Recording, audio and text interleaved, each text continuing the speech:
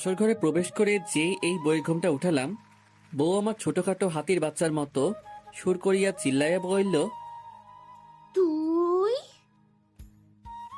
আচমকা নতুন বইয়ের মুখে এমন শুনে আমি হতভম্ব হয়ে গেলাম।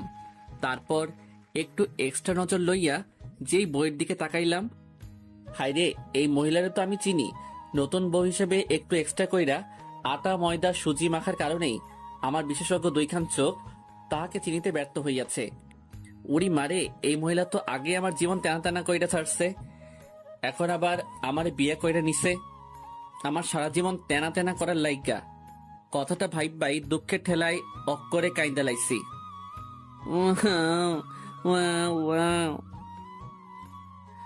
আসলে দুঃখের কথা কি আর কোমরে ভাই, এই মাইয়া আমার এক্স গার্লফ্রেন্ড, নাম রিয়া ওরফে মহিলা শয়তান। জীবনের প্রথম একটা কিউরেটর বদনা থুক্কু ডিব্বা মাইয়া দেখাই প্রেমে পইরা গেছিলাম।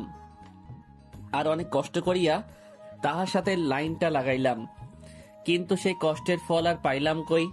3 মাস এই বজ্জাত বেটির লগে রিলেশন ছিল, আর এই 3 মাসেই আমার মতো একটা পিচ্চি কিউট বলারে অক্করে থাকার কইতে পারমু না। আমার কান্দ নাইতাছে। তারপর হঠাৎ করে গত 17 দিন আগে তাহার সাথে একটা বিষয় নিয়ে সেই লেভেলের ঝগড়া বেঁধে গেল। আরও সাফ জানিয়ে দিল আমার সাথে আর সম্পর্ক রাখবে না। আর আমিও সুযোগ পাইয়াই তাহার জীবন থেকে ভাগা দিলাম। তারপর এক বস্তা খুশি মনে লইয়া একেবারে আড্ডাখানায় যেতেই, কি রে বেটা, কি হয়েছে তোর? এমন ছাগলের মতো লাফাইতেছিস কেন? আরে বেটা, রিয়ার সাথে ব্রেকআপ হইয়া গেছে। লেখক, ব্রেকআপ হলে মানুষ আপসেট থাকে, আর তুই এমন ছাগলের মতো 3 নম্বর বাচ্চার মতো লাফাইতেছিস কেন? আরে বেটা, লাফামো না তো কি করবো? ওই মাইয়া আমারে ভালোবাসে না। দেখ দোস্ত, আমি তোর মনের অবস্থাটা বুঝতে পারছি। প্লিজ দোস্ত, তুই মন খারাপ করে থাকিস না। দেখবি রিয়া 2-1 দিন পর আবারই তোর কাছে ফিরে আসবে। প্লিজ দোস্ত আমার, তুই স্বাভাবিক হ। আরে দূর বেটা, আমি তো স্বাভাবিকই আছি। আমাকে দেখে কি তোর পাগল মনে হচ্ছে নাকি? রুভিল রে, ও মনে হয় ব্রেকআপের কষ্টটা সহ্য করতে না পারে এমন পাগলামো করতেছে। দূর হালারা, তোরা তোদের চিন্তা নিয়ে থাক, আমি গেলাম। কথাটা কইয়াই বাড়ির উদ্দেশ্যে ভাগা দিলাম। পিছন থেকে হারামিগুলো ডেকেই যাচ্ছে। আমি ওদের ডাকে কোনো সাড়া না দিয়ে আমার গন্তব্যের দিকে এগিয়ে যাচ্ছি। বাসায় এসে ফ্রেশ হয়ে নিজের রুমে শুয়ে ভাবছি, আচ্ছা রুবেল তো বলল রিয়া আবার আমার লাইফে ফিরে আসবে। আর আমি শুনেছি রিলেশনে এসব ব্রেকআপ হয়ই, আবার কিছুদিন পর সব ঠিক হয়ে যায়। পুরি মারে, এই মাইয়া কি তাইলে আবারও আমার লাইফে ব্যাক করতে চাইবে? খাইছে রে, যেই বজ্জাত মাইয়া আইডা আমাকে ব্ল্যাকমেল করে হলেও আমার লাইফে আবার ব্যাক করবেই। না, আমাকে একটা ব্যবস্থা করতেই হবে যেন ও আর আমার লাইফে ব্যাক করতে না পারে। উম আহ বুদ্ধি পাইয়া গেছি। বিয়া করে এলামও, কিন্তু আমি তো এখনো অনেক চুডু। আম্মু আমার বিয়া করাইবো তো, নাকি ঠ্যাঙ্গা লইয়া দৌড়ানি দিব? আর বিয়া না করলেও তো রিয়া আবারও আমার লাইফে খাইছে রে। আমি আর ভাবতে পারছি না। যেভাবেই হোক আম্মুকে রাজি করাতেই হবে। এখানে আমার জীবন মরণের প্রশ্ন। আর 7-5 কিছু না ভেবেই ফট কইরা আম্মুর রুমে গিয়ে একেবারে নিষ্পাপ বাচ্চাদের কণ্ঠে সুর তুলিয়া আমার আম্মাজানকে ডাক মারিলাম, আম্মু। আমার দিকে না তাকিয়েই জবাব দিলেন, কি ব্যাপার ছোট মিয়া, এত রস লাগাইয়া ডাক দিতেছো? মতলবটা কি? টাকা লাগবে? আরে আম্মু, তুমি তো দেখি আমাকে ভালোই বাসো না। আমি আসছি কোথায় তোমার কষ্টটা একটু কমিয়ে দিতে, আর তুমি কি না। ও মাইয়া, মাইয়া গো, আমার বাজান আসছে আমার কষ্ট কমিয়ে দিতে। আমার আব্বাজানরা কতভাবে আমার কথাটা বলেন। ছোট মিয়া কি বলতে চান? একেবারে আম্মুর কাছে গিয়ে বসে ওনার পা টিপতে টিপতে, আচ্ছা আম্মু, ভাইয়া তো বিয়ে করে ভাবিকে নিয়ে চিটাগাঙে থাকে, আর আব্বু সারাদিন ব্যবসা বাণিজ্য নিয়ে ব্যস্ত। তুমি সারাদিন একা একা বাসায় থাকো, তোমার কি কষ্ট হয় না বলো? আর তোমার বয়স হইছে, আর এই বয়সেও তুমি একা একা রান্না বান্না করো।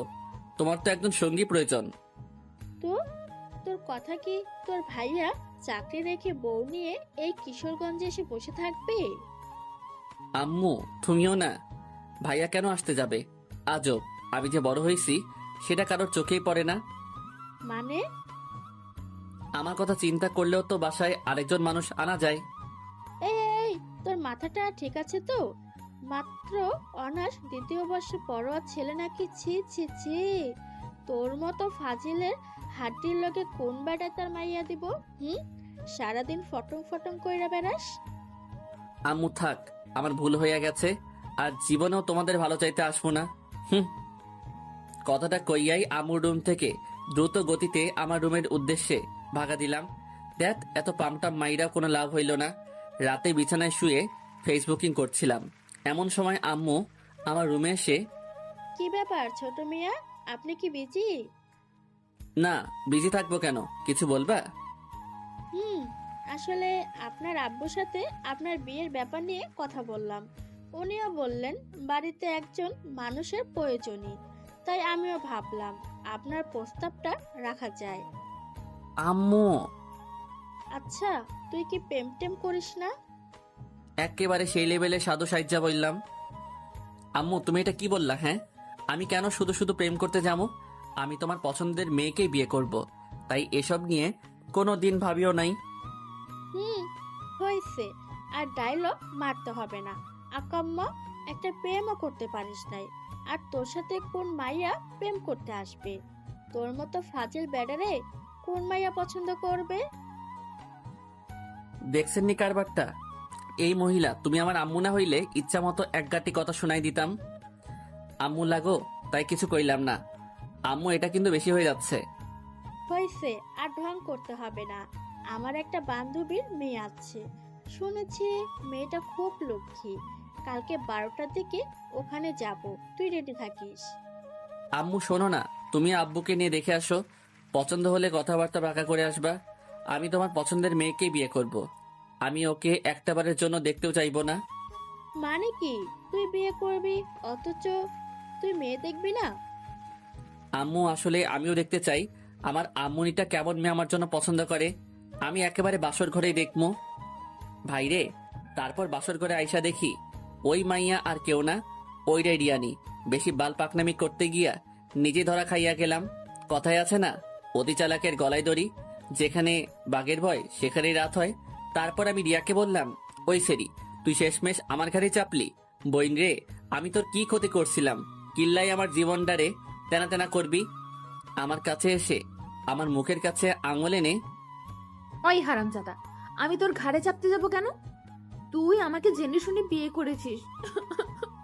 আমি কেন যে আম্মুর কথায় রাজি হয়ে গেলাম? একটাবার দেখলাম না কাকে বিয়ে করছি। ওই হারামজাদা, তুই তো আমাকে বিয়ের আগে দেখছিস, আর সেই জন্যই বিয়ের আগে আমার সাথে দেখা করতে চাসনি। আমার ঠেটা পড়ছে। তোর মতো বজাত মহিলারে বিয়া করতে, শয়তানের নানি, তুই আগে আমার জীবনটা শেষ কইরা এখন আবার আমারে বিয়া কইরা নিছস। ওই তোর সমস্যাটা কি? হ্যাঁ, আমারে শান্তিতে থাকতে দিবি না? এমন সময় আমাদের দরজায় ঠক ঠক করে কেউ একজন নক করলো। কে? আমি তোমার আম্মা জান, দরজাটা খোলেন। খাইছে রে। আম্মু এই সময় কেন আসলো? আমাদের ঝগড়াঝাটি শুনে ফেললো না তো? আমি মুহূর্তের মধ্যেই এক বালতি দুশ্চিন্তা লইয়া রিয়ার দিকে তাকাতেই দেখি মাইয়া একেবারে অবুঝ বালিকার মতো ইয়া বড় একখান ঘোমটা দিয়া বসাইচা বইসা আছে। আমি দরজা খোলা মাত্রই আম্মু রুমে ঢুকে, কি ব্যাপার, এত চেঁচামেচি করছিলি কেন? একেবারে সাধু সাইচা বললাম, আম্মু, চেঁচামেচি মানে কি বলতেছো সব? ওই, এত ন্যাকা সাজা লাগবে না, বল কি করছিস? আম্মুর কাছে গিয়ে ফিসফিস করে, আম্মু, নতুন বইয়ের সামনে কি সব আবল তাবল বলতেছো? বাসরাতে কেউ চেঁচামেচি করে? আম্মু, আমি নিশ্চিত তুমি আজকে প্রেশারের ওষুধ খাও নাই। বয়স হয়েছে তো, তাই এমন ভুলভাল শুনতেছো। একেবারে মক্কেল সাইচ্চা। বাজান, আমি হয়তো ভুল শুনেছি। আচ্ছা, আমি যাচ্ছি। তারপর আম্মু রুম থেকে যেতেই দরজা লাগিয়ে যেই রিয়ার দিকে তাকালাম, দেখি মাইয়া একেবারে পুরো খাট দখল কইরা ঘুমের রাজ্যে আরোহণ করিতেছে। আহ, কি মায়াবী চেহারা গো! এই চেহারার দিকে তাকিয়ে নিমিষেই একটা জনম পার করে দেওয়া যায়। আমি ওর কাছে গিয়ে ডাক দিলাম, বউ, বউ গো। কি হইছে? এত রস লাগিয়ে বউ বললা চিল্লাইতেছো কেন? না মানে আমি ঘুমাবো। তো ঘুমাও। না মানে তুমি তো পুরো খাট দখল করে আছো, কই ঘুমামো? বাবুই, মুহূর্তের মধ্যেই ফট কইরা একেবারে ওর কাছে গিয়া, বলো না গো সোনা আমার। তুমি চুপচাপ এখন ফ্লোরে বিছানা করে ঘুমিয়ে যাও, কেমন? নয়তো কপালে অনেক দুঃখ আছে। একেবারে কবি কবি ভাব লইয়া, ওগো, তুমি যখন ছিলে গভীর ঘুমে তখনই তোমাকে দেখিয়ে আমি হাদারাম পড়িয়াছি প্রেমে। শোনো না, বলছিলাম যে আমরা আগের সবকিছু ভুলে গেলে হয় না? চলো না দুজন আবার নতুন করে শুরু করি এক রোমান্টিক প্রেমের ইতিহাস। ওই, তোর এসব ঢংবাজি পকেটে রাখ। একটু আগে আমাকে কি বলছিস? আমি কিচ্ছু বলি নাই। ওলে আমার লক্ষ্মীটা, ওইগুলো তো রাগ করে বলছি। এহ, আমি তোকে খুব ভালো করে চিনি। কে যেন বলছিলি আমি শয়তানের নানি, তারপর আমি তোর জীবন টানা টানা করে ফেলছি। তো এখন আমার কাছে কি? বলছিলাম কি, মানে আমাকে এইবারের মতো মাফ করে দেওয়া যায় না? ও হ্যালো, তোকে আমার হারে হারে চেনা আছে বজ্জাত বেটা। না, এখন আর সহ্য করা যাচ্ছে না। আমাকে অপমান করা হচ্ছে। না না না, আমার জন্য এখন আমি আমার পুরো পুরুষ জাতিকে নারীর কাছে ছোট করতে পারি না। ঝগড়া যখন করেছি আরো করব, তবুও আমাদের পুরুষ জাতিকে নারীর কাছে মাথা নত করতে দেব না ইনশাল্লাহ। ভাইরা আমার, চিল্লাইকন ঠিক কিনা? আসলে একটা কথা কি জানিস, কুকুরের লেজ কখনো সোজা হয় না। তেমনি তোদের মতো কিছু মেয়ে আছে যাদেরকে সম্মান দিলে সেটার মূল্য বুঝে না, বরং এটাকে তোরা পুরুষ জাতির দুর্বলতা ভাবিস। দেখ, আমি এই খাটেই ঘুমাবো, তোর ইচ্ছে হলে আমার পাশে ঘুমা, নয়তো নিচেও ঘুমাতে পারেন। কথাটা বলার সাথে সাথেই রিয়া ফট কইরা বিছানা থেকে নেমে গিয়ে হাতে ফল কাটা ছুরিটা নিয়ে আমার দিকে এগোতে লাগলো। উড়ি মারে, আমার ডর করতেছে। বাবু, তুমি ফল কাটা ছুরি নিয়ে এদিকে আসতেছো কেন? ছুরিটা আমার গলার কাছে এনে নাম, বিছানা থেকে নাম। আমিও সাথে সাথে ব্যাককেলের মতো বিছানা থেকে নেমে গেলাম। না, আমি তোমার সব কথা শুনবো, তুমি যা বলবো আমি তাই করব। আমি জীবনেও খাটে ঘুমাবো না, আমারে ছাইরা দাও। Wow, wow, wow. আমার গলার কাছ থেকে ছুরিটা সরিয়ে মনে থাকে জানো, মাইন্ড ইট। তারপর রিয়া ছুরিটা ওর বালিশের কাছে রেখে নিশ্চিন্তে শুয়ে পড়লো। আর আমিও সুযোগ বুঝছা ঠাস কইরা ছুরিটা আমার হাতে লইয়া একেবারে বাংলা সিনেমার ডিপ জলের মতো হু হু কইরা এক গাঁটটি হাইসা কইলাম, তোরে আজকে খাইছি। সাথে সাথে রিয়া আর কোনো কথা কইয়াই একেবারে হোসাইন বোল্টের গতিতে খেইচ্ছা দৌড়। লে খোকা মাইয়া তো দরজা খুইলা বাইরে চইলা গেছে। ঠোঁটের উপর হাতের আঙ্গুল দিয়া মুখখানা চাইপা ধইরা একখান হাসি দিলাম, যেন মুখে মশা ঢুইক্কা না যায়। মাইয়া আমারে ডরাইছে। ঠিক তখনই আমার ডান কান একটু ব্যথা অনুভব করাই যেই কানে হাত দিলাম দেখি আম্মুর হাত। আম্মু ছাড়ো, লাগছে তো। এক বস্তা রাগ মাথায় লইয়া, তুই মানুষ হবি না? আম্মু তুমি এটা কি বললা? তাইলে আমি কি ভিনদেশি এলিয়েন নাকি? ওরে খোদা, পৃথিবীতে এত মানুষ থাকতে এই আইটেমটাকে আমার কাছে পাঠাতে হলো। ওই, তুই বৌমাকে মেনে নিচ্ছিস না কেন? প্রবলেমটা কি তোর? এক ডিব্বা রহস্য মাথায় লইয়া, মেনে নিচ্ছি না মানে? তোমার বৌমাই তো আমাকে মেনে নিচ্ছে না। আম্মু, আপনি ওনার কথা বিলিভ করেন না। আমাকে একটু আগে ছুরি দেখিয়ে বলেছে আমাকে নাকি উনি মেরে ফেলবে যদি আমি জোরপূর্বক স্ত্রীর অধিকার চাই। আম্মু দেখেন, ওনার হাতে এখনো ছুরিটা আছে। সাত, তুই এক্ষুনি এই রুম থেকে যা। যাবো মানে? কই যাব আমি? আমাকে রুম থেকে ধাক্কা দিয়ে বের করে দিয়েই দরজা লাগিয়ে দিয়ে, তোর যেখানে খুশি যা। যা শালা, এখন কি করবো? তারপর বাধ্য হয়ে আব্বুর রুমে গেলাম। আমাকে দেখা মাত্রই, তা বাপধন, এই বাসাটা তো কি আকাম করছেন আপনি যে সোজা আমার কাছেই ট্রান্সফার হতে হলো? আব্বু, আমারে আম্মু জোর কইরা বাসা থেকে তাড়াই দিছে। তুমি প্লিজ আম্মুর একটু বুঝাইয়া বলো। আব্বাজান, আমি বলি কি তুমি চুপচাপ এখন আমার পাশে শুয়ে পড়ো, সকালে যা করার করব। মানে কি? আজকে আমার বাসর রাত। দেখো বাপধন, দেশের ক্ষমতা এখন শেখ হাসিনার হাতে। আমরা পুরুষ একটু নির্যাতিত হবই, মেনে নে বাপধন, মেনে নে। শেষমেশ কোনো উপায় না পাইয়া আম্মু যখন মোর বউ লইয়া আমারে আব্বুর লগে থুইয়া মনের সুখে ঘুমাই যায়, ফাইটা যায়, বুকটা ফাইটা যায়, এই গানটা গাইতে গাইতে ঘুমাইয়া গেলাম। পরের দিন সকালে ঘুম ভাঙলো কয়েকটা সারে চেঁচামেচিতে। চোখ খুলতেই দেখি এইগুলা কোনো জীবন্ত সার নয়, আমার পরাণের হারামি বন্ধু ওরফে ভণ্ডুগুলা। কি ব্যাপার, এই সাত সকালে তোরা আমার বাসায় কোন দুঃখে? পরের দিন সকালে ঘুম ভাঙলো কয়েকটা সারে চেঁচামেচিতে। চোখ খুলতেই দেখি এইগুলা কোনো জীবন্ত সার নয়, আমার পরাণের হারামি বন্ধু ওরফে ভণ্ডুগুলা।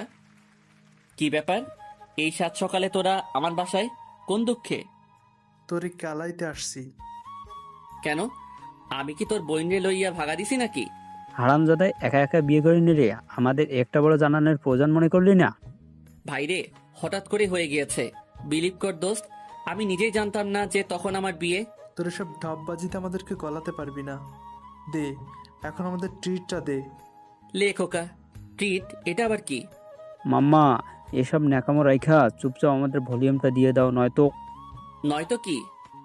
নয়তো তোমার বইয়ের কাছে ইনিয়ে বিনিয়ে অনেক কাহিনী কয়া দিমু, পরে ঠেলা বুঝবা। তো জানা। তারপর আমি মনে মনে বললাম, একটাবার চেহারা খান দেখলে এমনিতেই ঠান্ডা হয়ে যাবি। মুহূর্তের মধ্যে দুইটা একেবারে ভিলেনের মতো ভাব লইয়া কইল, আব্বে তোর বউ কই? আমার রুমেই আছে, যাও।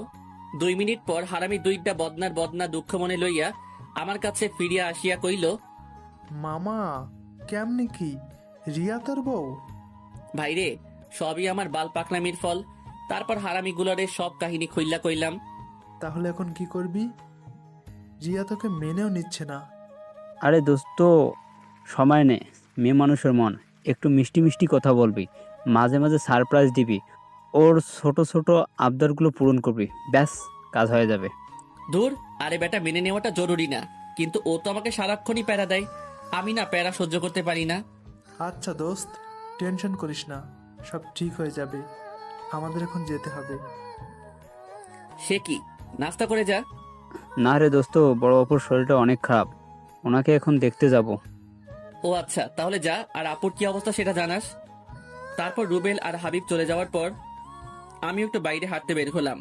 বলে রাখা ভালো যে অতিরিক্ত গরমের কারণে আমি লুঙ্গি পরে বের হয়েছিলাম। রাস্তায় একা একা হাঁটতেছি আর গান গাইতেছি। ভালোই ছিলাম আমি হাঙ্গা কইরা এখন আমি কান্দি বইয়া বইয়া। এমন সময় পাশে এক ভ্যান চালক ডাক দিয়ে বলল, বাবা, আমার ভ্যানটা ধাক্কা দিয়ে উঠাইয়া দিবা। তাকিয়ে দেখি ভ্যানের একটা চাকা ভাঙ্গায় পড়ে আটকে গেছে। লোকটা মোটামুটি বৃদ্ধ, তাই একা তার পক্ষে এই ভ্যানটা উঠানোর সামর্থ্য নেই। আমিও একটু মানবতা দেখিয়ে ধাক্কা দিয়ে উঠিয়ে দিলাম। তারপর একটু এদিক ওদিক ঘোরাঘুরি করে যেই বাসায় পৌঁছালাম, দেখে আম্মু ঠ্যাঙ্গা লইয়া আমার দিকে এগিয়ে আসছে। আমিও ফট কইরা আব্বুর পিছনে লুকাইয়া গিয়া আম্মুরে কইলাম, আম্মু আবার কি হইছে? এই, তোর কি কোনো কমন সেন্স নাই? লেখোকা, আমি আবার কি করলাম? তারপর আম্মু মোবাইলের স্ক্রিনের ইশারা করে বলল, এসব কি? আমি যেই মোবাইলের স্ক্রিনে তাকালাম, দেখে আমার লুঙ্গি পরে একটা ছবি। খাইছে রে, এটা তো একটু আগে কেউ তুলছে। একটু আগে ওই ভ্যান গাড়িটা যখন ধাক্কা দিচ্ছিলাম তখন তুলে নিয়েছে। আর ছবিতে ক্যাপশন দিয়েছে, বিয়ের রাত পার না হতেই ভ্যান চালকের খাতায় নাম লিখালেন এক যুবক। কেমনটা লাগে? এই কামটা কেডা করলো? এই হারামজাদা, আমি কি তোকে কোনোদিন কোনো কিছুর অভাব দিয়েছি? তুই কি জন্য ভ্যান গাড়ি চালাতে গেলি? উফ, তুই আমার মান সম্মান কিছু রাখলি না। আব্বু, বিশ্বাস করো, আমি ভ্যান গাড়ি চালাই নাই। তারপর সকালের ঘটনা পুরোটা খুলে বললাম। সবই বুঝলাম, কিন্তু এই কাজটা করলো কে? আমিও তো ওইটাই ভাবছি। আব্বু, এটা আপনার ছেলেরই কাজ। যেন এই নিউজ দেখে আমার ফ্যামিলি অপমানিত হয়, সেই জন্য এই কাজ করছে। ওরে খোদা, আমি কই যাবো? নিজের সম্মান কোন বলদে ধুলাই মিশাইতে চাই? আমি এত কিছু বুঝি না, তোকে কতবার মানা করছি লুঙ্গি পইরা বাইরে বের না হতে। এখন এই নিউজ যে ভুল, এটা সবার কাছে প্রমাণ কর, নয়তো এই বাসার জায়গা নেই, ভ্যান চালায়া খাবি। আচ্ছা। তারপর রুবেলকে কল দিলাম। কি রে বেটা, ভ্যান চালায় কত ইনকাম করলি? দেখ ভাই, আমি একদমই ফানি মোডে নাই। প্লিজ তুই তাড়াতাড়ি আড্ডাখানায় আয়, আচ্ছা, আসতেছি। আর হাবিবকেও নিয়ে আসবি। তারপর সোজা আড্ডাখানায় গিয়ে 3 হারামি এক হইলাম। আচ্ছা, মূল কাহিনীটা একটু বলতো। তারপর আমি ওদেরকে সব কাহিনী খুলে বললাম। সবে বুঝলাম, কিন্তু এই কাজটা কী করেছে সেটা আগে আমাদের জানতে হবে। আর আইডিটা তো ফেক, হ্যাক করা ছাড়া কোনো উপায় নেই। প্লিজ ভাই, যেইভাবেই হোক আমাকে বাঁচা। আচ্ছা, আমি আমার ফ্রেন্ডকে আইডি লিঙ্কটা দিচ্ছি। ও অনেক ভালো হ্যাকার। আশা করি আইডিটা হ্যাক করতে পারলেই সব সমস্যার সমাধান করা যাবে। তারপর রুবেল তার ফ্রেন্ডকে আমাদের সমস্যা খুলে বলে। তারপর আইডি লিঙ্কটা ওকে দিয়ে দিল। প্রায় 2 ঘন্টা পর রুবেলের ফ্রেন্ড জানালো আইডিটা হ্যাক করতে সক্ষম হয়েছে। তারপর রুবেলের কাছে আইডির ইমেল অ্যাড্রেস আর পাসওয়ার্ড পাঠালো। আমরা আইডিটাতে লগ ইন করে যা দেখলাম, তার দেখার জন্য আমরা কেউই প্রস্তুত ছিলাম না। এ কি, এই আইডিটা তো কামরুলের। কামরুল হচ্ছে রুবেলের চাচাতো ভাই। কি, কামরুল্লাহ এই কাম করছে? হালারে আইজা কুইটা লাগাম। আচ্ছা দোস্ত, আগে মাথা ঠান্ডা কর। রুমাইল্লারে সার্চ করতেছি। রুবেল, কামরুল্লারে কল দে। দেখ দোস্ত, ও তো আমার ভাই। এখানে আমি থাকলে প্রবলেম হবে। আমি যাই। রুবেল ঠিক বলেছে। তাছাড়া রুবেল আমাদের সাথে থাকলে ওকে আমরা কিছুই করতে পারবো না। আমি এত কিছু বুঝি না, তুই কামরুল্লারে এখনই এখানে হাজির কর। তারপর কামরুল্লারে কল দিয়ে আমাদের আড্ডাখানায় হাজির কইরা ক্লাবের দরজা লাগিয়ে ইচ্ছে মতো কেলানোর পর ওই তোরা দুইটা আমাকে এইভাবে মারতেছিস কেন? আমি কি করেছি? তা মামা, তুমি আমার লুঙ্গি পরা পিক তুইল্লা এত সুন্দর একটা ক্যাপশন দিয়া ফেবুতে পোস্ট করলা কেন? এই পোস্ট আমি করি নাই। ওই হালা, তোর আইডির পাসওয়ার্ড কিন্তু আমাদের কাছে আছে। আর এই আইডি যে তোর, তার অনেক প্রমাণও রয়েছে। কিন্তু আইডির পাসওয়ার্ড কেমনে পাইলি? পেয়েছি কোনো একভাবে। এখন বল, তুই এই আকাম কার কথাই করছিস? ভালো করছি। মনে আছে আমার জরিনার সাথে রিলেশনটা কিভাবে ভাঙছিলি? 7 মাস সাধনা করে ওর সাথে সম্পর্কটা করেছিলাম। তারপর সকিনের সাথে রিলেশনে গেলাম। 3 মাস আগে ওই রিলেশনটা কিভাবে ভাঙছিলি মনে আছে? গত 3 মাস আগে বাজারের দিকে যাচ্ছিলাম, তখনই খেয়াল করলাম কামরুল্লাহ চকিনার সাথে বৈশা মনের সুখে প্রেম চালাইয়া যাইতেছে। আমি কামরুলকে জিজ্ঞেস করলাম, মামা কি অবস্থা? হালাই তার গার্লফ্রেন্ডের সামনে এমন ভাব লইল যেন আমাকেও চেনেই না। তারপর কামরুলের গার্লফ্রেন্ড সকিনা কামরুলকে জিজ্ঞাসা করলো, বাবু, এই হ্যান্ডুটা কে গো? আর সাথে সাথেই কামরুল্লাহ কইল, আরে এলাকার পোলা, মাঝে মাঝে হেল্প করি, তাই যেখানে আমাকে দেখে একটু সম্মান করে আর কি। আমি মনে মনে কইলাম, দেখছনি কারবারটা, হালাই ওর গার্লফ্রেন্ডের সামনে আমরা ছোট করছে। দাঁড়া, তোরে বাসটা দিতেছি। তারপর যেই ভাবা সেই কাজ, কামরুল্লাহ রে ওর গার্লফ্রেন্ডের সামনে কিছু ভাষণ শুনাইয়া দিলাম। কিরে কামরুল্লাহ, তোর মধ্যে কি একটু মনুষ্যত্ব নাই? কয়েক মাস আগে জরিনার লাইফটা শেষ করলি, মায়াটা এখন ওপারে যাবে। তারপর গেলি মর্জিনার লাইফে, এখন মর্জিনারে নদীর পাড়ে দাঁড় করিয়ে রেখে এখানে আরেক মাইয়ার লগে টাঙ্কি মারস। আর কয়টা মাইয়ার জীবন এইভাবে নষ্ট করবি? মর্জিনা নদীর পাড়ে দাঁড়িয়ে আছে, আমি আসার সময় তোর কথা জিজ্ঞেস করছিল। ভালো হ। কথাগুলো এক নিমিষে কইয়াই প্যান্টের পকেটে হাত ঢুকাইয়া থুক্কু। তখন লুঙ্গি পরা ছিলাম। লুঙ্গির এক কোনা কাঁধের উপর তুইলা এক বালতি খুশি মনে লইয়া একেবারে তামিল সিনেমার নায়কদের মতো স্টাইল কইরা ওই স্থান থেকে ভাগা দিলাম। আর ততক্ষণে কামরুল আর সকিনার প্রেম কাহিনী ইতিহাসের স্মৃতির পাতায় স্থান করিয়া লইল। দেখ ভাই, ওই ঘটনার জন্য আমি সত্যি লজ্জিত, কিন্তু হালা, তুই আমারে সবার কাছে এইভাবে ছোট করতে পারলি? তুই তো আমার ল্যাংটা কালায় দোস্ত ছিলি, তুই একটা মাইয়ার জন্য আমার উপর প্রতিশোধ নিতে পারলি? আসলে আমি এই কাজটার প্রতিশোধ নেওয়ার জন্য করি নাই। আসলে তোর বউ রিয়ার কথায় আমি এই কাজটা করেছি। রিয়ার কথায় তুই সাদকে এইভাবে ছোট করতে পারলি? ওই হারামজাদা, রিয়া তোরে কত টাকা দিয়েছে? আজব, টাকার জন্য কেউ এসব করে নাকি? রিয়া বলছে এই কাজটা করতে পারলে ফুলটুসির সাথে আমার লাইনটা করিয়ে দেবে, তাই করেছি। কামরুল্লের মুখে এই কথাটা শোনা মাত্রই আর এক মুহূর্ত দেরি না কইরা আমি আর হাবিব আবারও আধা ঘন্টা এই হালারে কেলাইলাম। তারপর ওর গুলটুমার্কা চেহারাটার কয়েকটা ছবি তুইলা ওর এই আইডিতেই, যে আইডিতে আমার লুঙ্গি বড় ছবিটা পোস্ট করেছিল, ওর ছবিগুলো পোস্ট কইরা ক্যাপশন দিলাম, সাদ ভাইয়ার নামে মিথ্যা গুজব ছড়ানোর পর আমার বর্তমান অবস্থা। তারপর কয়েক বস্তা রাগ মাথায় লইয়া বাসার উদ্দেশ্যে রওনা হলাম। না, রিয়াকে আজকে একটা শিক্ষা দিয়েই ছাড়বো, হারামজাদি বহুত বাইরে গেছে। তারপর বাসায় প্রবেশ করে যেই আমার রুমে ঢুকলাম, রিয়ারে দেখা তো ভাই আমি অফ করে কাইত হইয়া গেছি। ভাইরে, আমার পছন্দের কালার ব্ল্যাক কালারের শাড়ি পরছে, তার উপর আবার হাতে লাল চুড়ি, খোলা চুল, গায়ে নুপুর। এই ভাই, এই মাইয়াকে আমার ক্লাস খাওয়াইতে মাইরা লইবনি? রিয়াকে দেখা মাত্রই আমার বস্তার রাগ মুহূর্তের মধ্যেই রকেটবিহীন মঙ্গল গ্রহে ভাঙা দিল। তারপর গান গাওয়া শুরু করলাম। আখেতে ছাগল বন্দি, জলে বন্দি মাছ, নারীর প্রেমে পুরুষ বন্দি, ঘোড়ায় 12 মাস। ও কি গো, আমার মন ভালা না। এই কুখ্যাত গানটা গাইতে গাইতে একেবারে ছাদে চলে আসলাম। ছাদে বসে গল্প লিখছিলাম, এমন সময় রিয়া এসে বলল, কি মিস্টার, খাবেন না? আচ্ছা ভাই, তুই চাষটা কি বলতো? মানে কি, আবারও ঝগড়া করবা? ভাই, তোর প্রবলেমটা কি? তুই কামরুল্লারে দিয়া আমার এমন ব্যাড পিক ফেসবুকে তো পাবলিশ করলি কেন? আপলোড করছি, ভালো করছি, আরো করমু। তুই কি যেন বলছিলি? আমি তোর জীবন তেনা তেনা কইরা দিছি। এখন বুঝবি কত ধানে কত চাল। প্যারা যে কি সেটা টের পাবি, সবে মাত্র তো শুরু। কথাগুলো বলেই রিয়া ছাদ থেকে নিচে চলে যেতে লাগলো, আর আমি মদনের মতো নিজের গালে নিজেই থাপ্পড় দিয়া কইলাম, সাদ ভাই তুই গেলি। তারপর এক বালতি সমবেদনা মনে লইয়া নিচে গেলাম খাবার খাওয়ার জন্য। খাওয়া দাওয়া শেষ করে রুমে গিয়ে একটু বিশ্রাম নিতেছি, এমন সময় আব্বু আর আম্মু আমার রুমে আসলো। তোমরা? আচ্ছা, তুই কি চাস বল তো? তখন তো বিয়ের জন্য পাগল হয়ে গিয়েছিলি, এখন বৌমাকে মেনে নিচ্ছিস না কেন? আম্মু সত্য বলতেছি, আমি রিয়াকে মেনে নিলেও ও আমাকে মেনে নিচ্ছে না। কি? নিজের দোষ এখন বৌমার উপর চাপাচ্ছিস? লজ্জা করে না তোর? আব্বুর মাথায় হাত দিয়ে বলতেছি আম্মু, আমি সত্যি। এতটুকু বলতে আব্বু ফট কইরা আমার থেকে 3 ফিট দূরে গিয়ে কইল, ওই, তুই একদম আমার মাথায় হাত দিয়ে কসম বলবি না। আমি এই অল্প বয়সে মরতে চাই না। ওরে মারো মুঝে মারো। আচ্ছা আম্মু, রিয়া কোথায়? কিচেনে আছে। কেন? আমি আম্মুর কথার কোনো জবাব না দিয়েই কিচেনে চলে গেলাম। তারপর রিয়ার কাছে গিয়ে নরম গলায় বললাম, রিয়া, বল। আমি তোমার সব কথা শুনবো, কখনো তোমার কথার অবাধ্য হব না। প্লিজ আব্বু আম্মুকে ম্যানেজ করো। এই তো লক্ষ্মী ছেলের মতো কথা, আমার সোনাটা বাবুটা।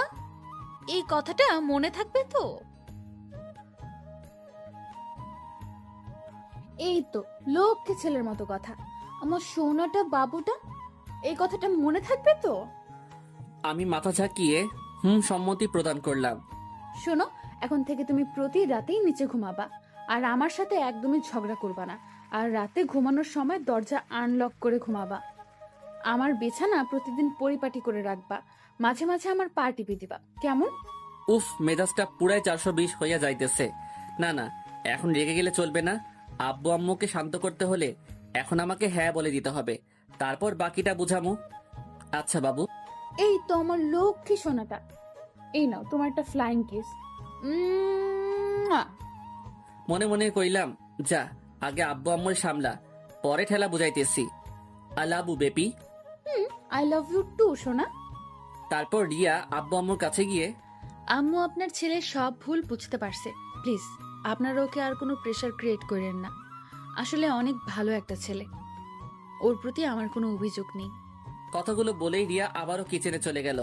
আম্মু আমার কাছে এসে আমার পেটে গুতা দিয়া কইল, এতদিনে বুঝতে পারছিস?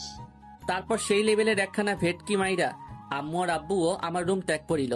তারপর আমিও সেই লেভেলের ভাব লইয়া বাসা থেকে বের হতে যাব, ঠিক তখনই মনে পড়লো, আরে আমি তো লুঙ্গি পরা খাইছে রে।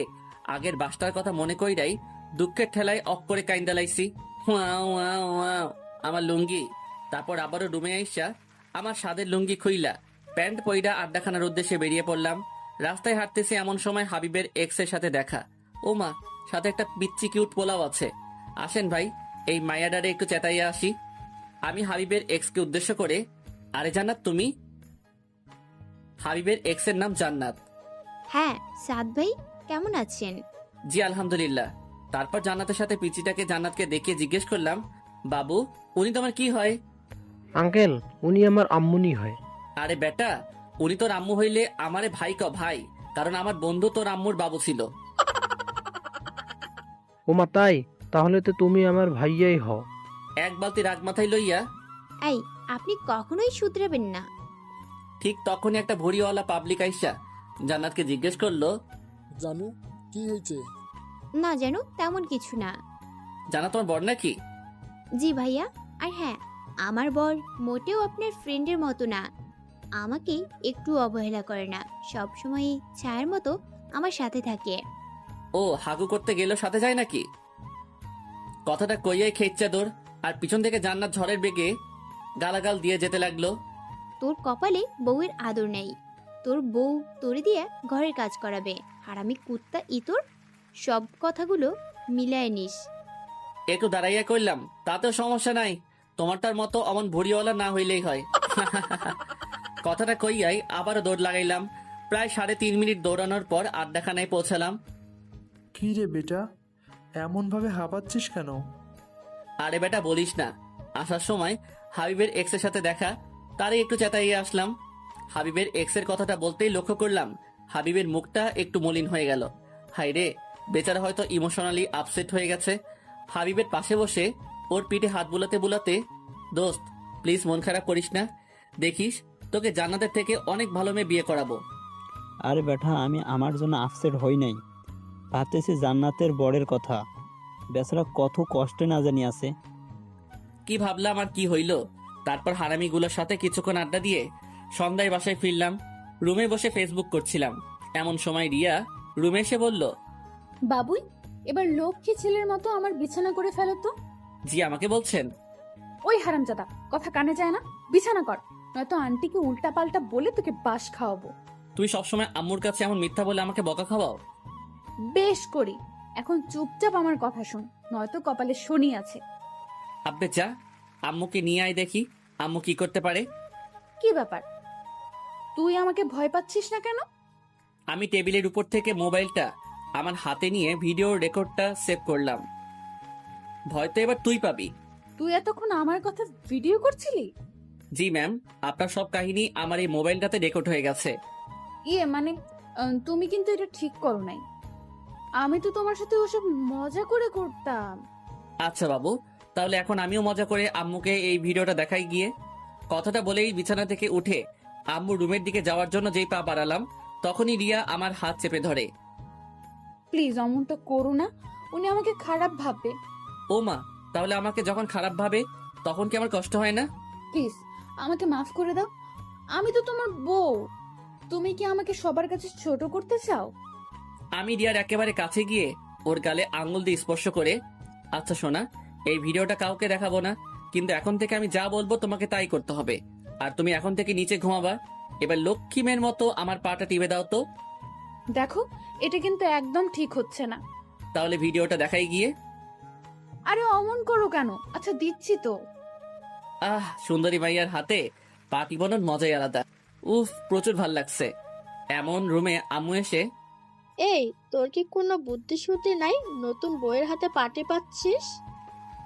আরে আম্মু তুমি আর বইলো না, তোমার বৌমাকে এত করে বললাম যে তুমি নতুন বউ, আমার পা টিপলে কেমন দেখায়। বেচারির একটাই কথা, আপনি আমার বর, আপনার খেদমত করা আমার দায়িত্ব, তাই জোর করেই এখন আমার পা টিপে দিচ্ছে। একটু লজ্জা লজ্জা ভাব লইয়া বললাম, আসলে আম্মু তোমার বৌমা আমাকে বড্ড বেশি ভালোবাসে, খুব ভাগ্য করে ওকে পেয়েছি। কথাগুলো বলার সময় লক্ষ্য করলাম রিয়া রাগের ঠেলায় দাঁতে দাঁত কামড়াচ্ছে। দেখতে হবে না মেয়েটা কার? আচ্ছা তাহলে এখন খেতে আসো। আচ্ছা আম্মু, তুমি যাও, আমরা আসতেছি। আম্মু রুম থেকে যেতেই, তুই আমার দিয়ে পড়তে পাইলি? তুই একদমই ভালো না, খুব পচা। আমার মান সম্মান কিছুই রাখলো না। লে খোকা, তুই আমার পা টিপ্পা দিছিস, এতে আবার মান সম্মান যাবে কেন? বিয়ার পর প্রত্যেকটা মেয়ের দায়িত্ব তার স্বামীর পা টিপে দেওয়া। ভাইয়েরা আমার, চিল্লা এখন ঠিক কিনা?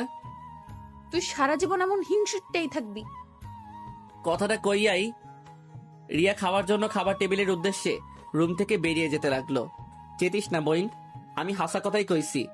এই যে পাঠকগণ, আপনারা একটু বইয়া জিরাইয়া লন, আমি খাইয়া আইতাছি। আর হ্যাঁ, আজকে খাওয়ার জন্য আপনাদের সাধবো না, অন্য একদিন খাওয়া মনে। এই কথাটা আমি মনে মনে কইতাছি, আপনারা শুনেন না কেমন? বাল খাওয়ামু আপনা করে। এত পাবলিক খাওয়াইলে আমার আব্বাজানের পকেট ফাঁকা হইয়া যাইব। তারপর খাওয়া দাওয়া শেষ কইরা রুমে আসতেই রিয়ারে কইলাম, বাবু আমার বিছানাটা করে দাও তো।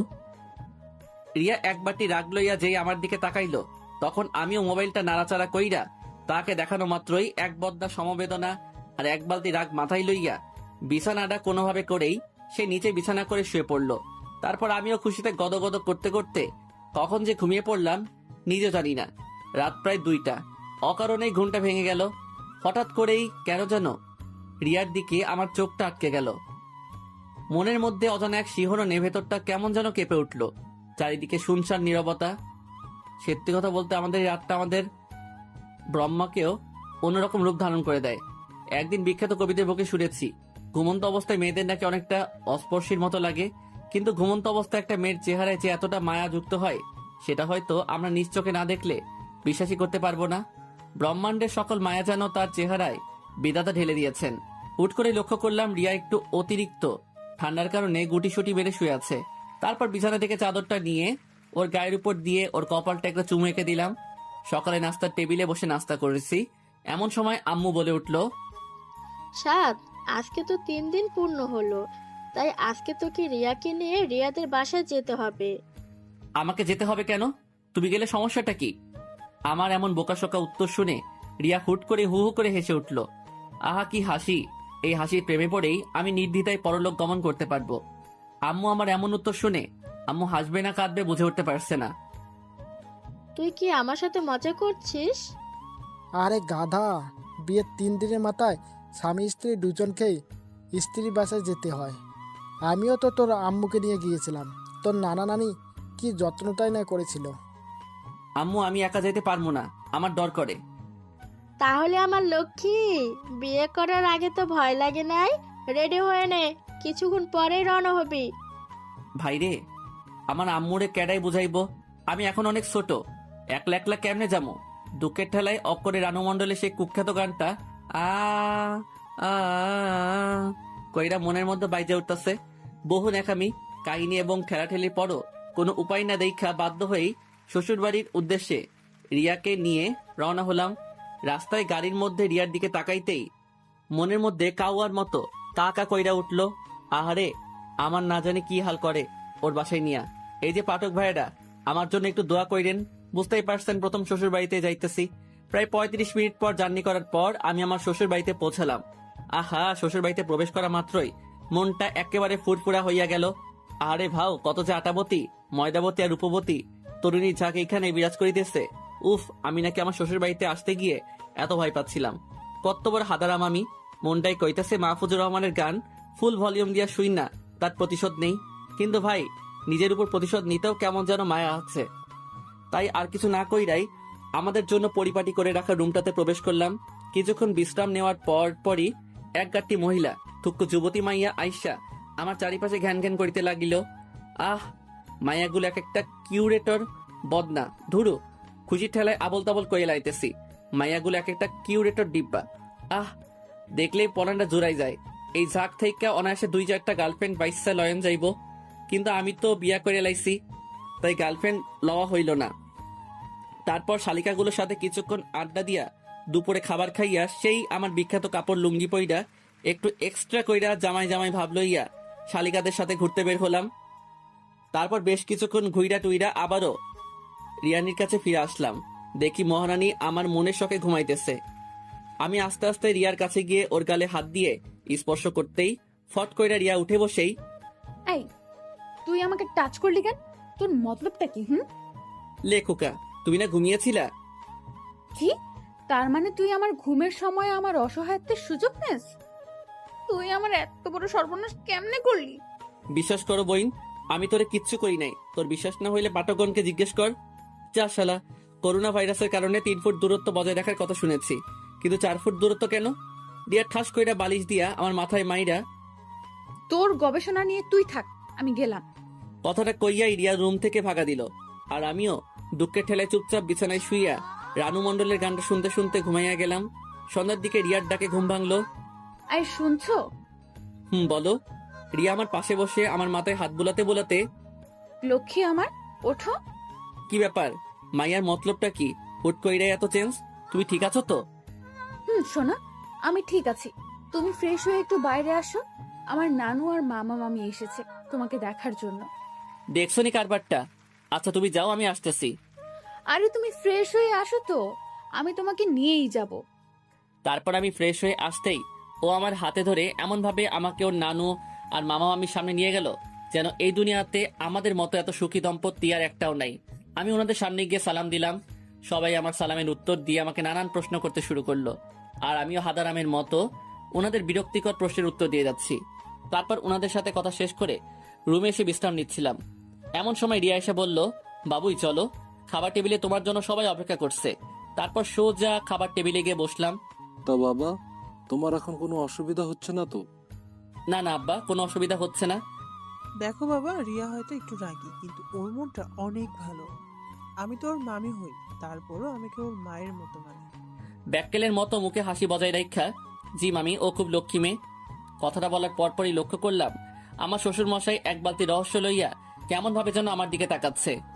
আমার নাতনিটা একদম আমার মতো সহজ সরল, কোনো ঘুরপ্যাচ বুঝেই না।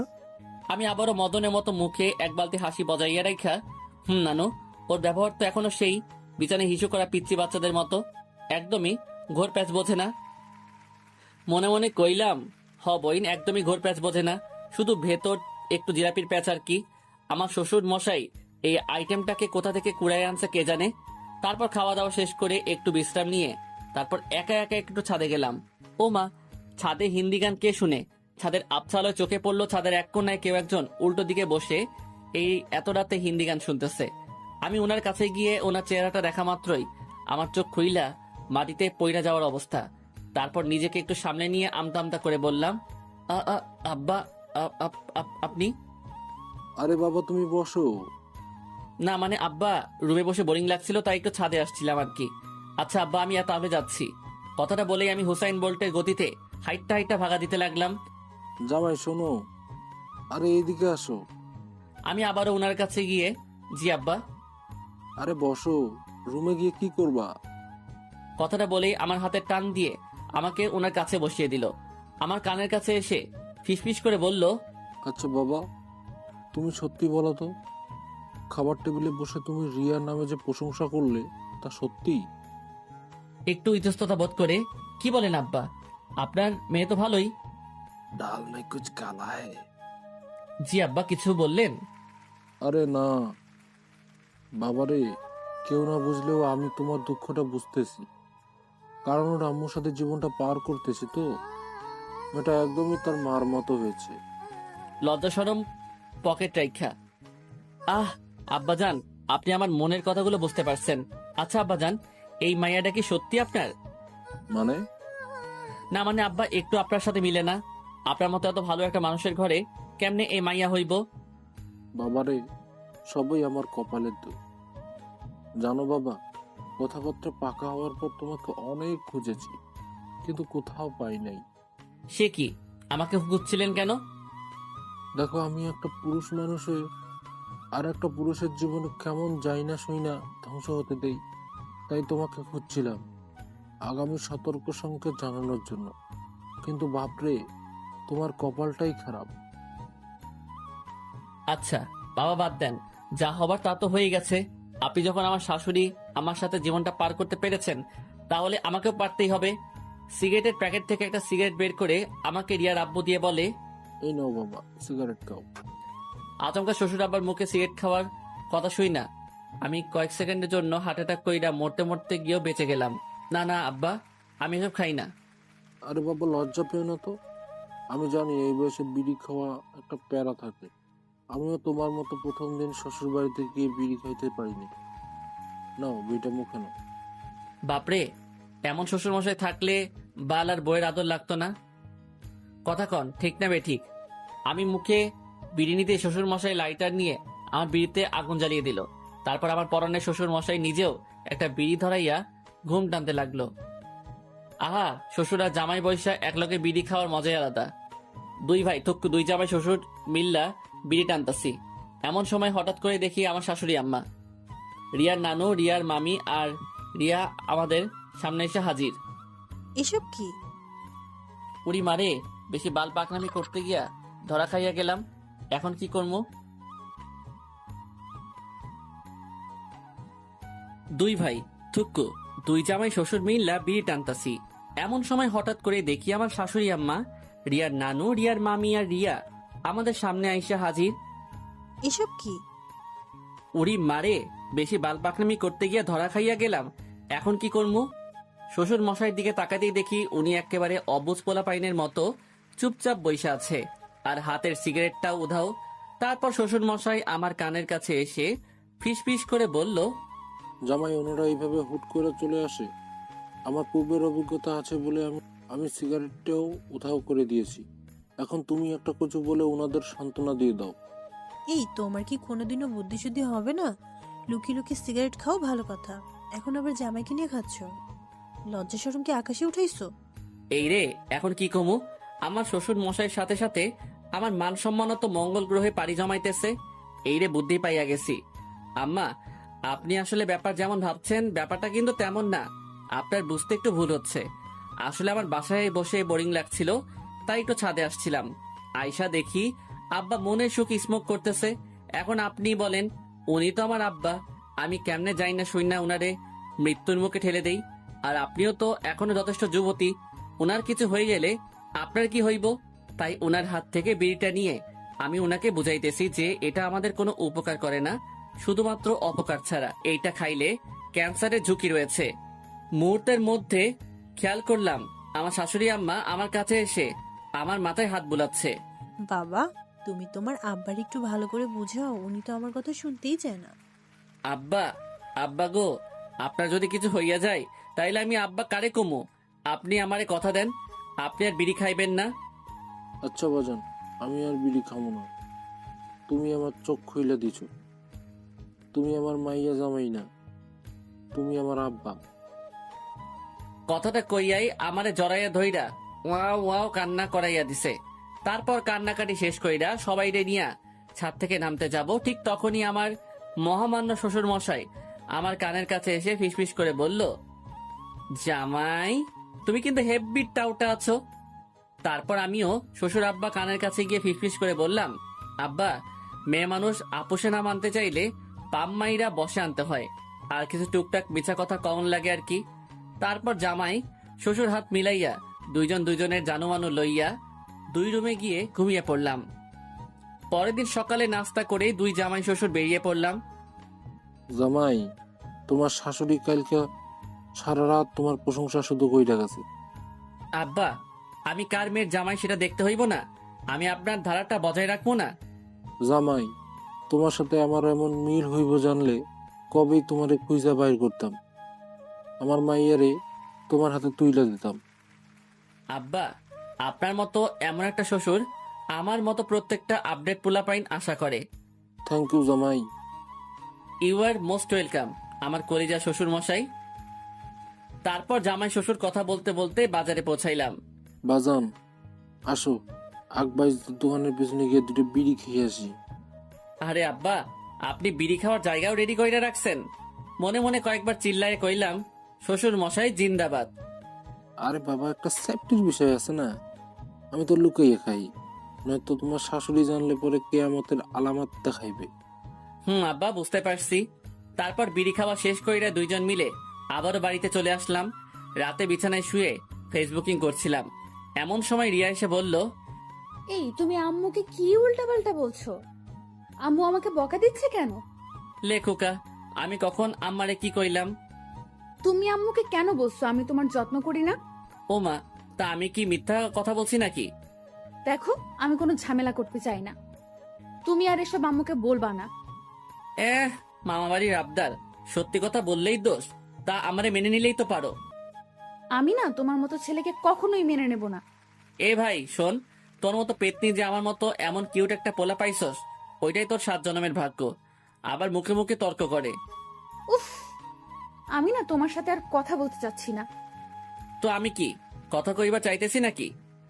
এই লক্ষ্মী, শোনো না, দেখো, তুমি এসব আম্মুর কাছে বললে আম্মু কি ভাববে? আমার অসম্মান হয় না বলো? এই তো এখন ঠিক আছে, এমন মিষ্টি করে বললেই তো পারো।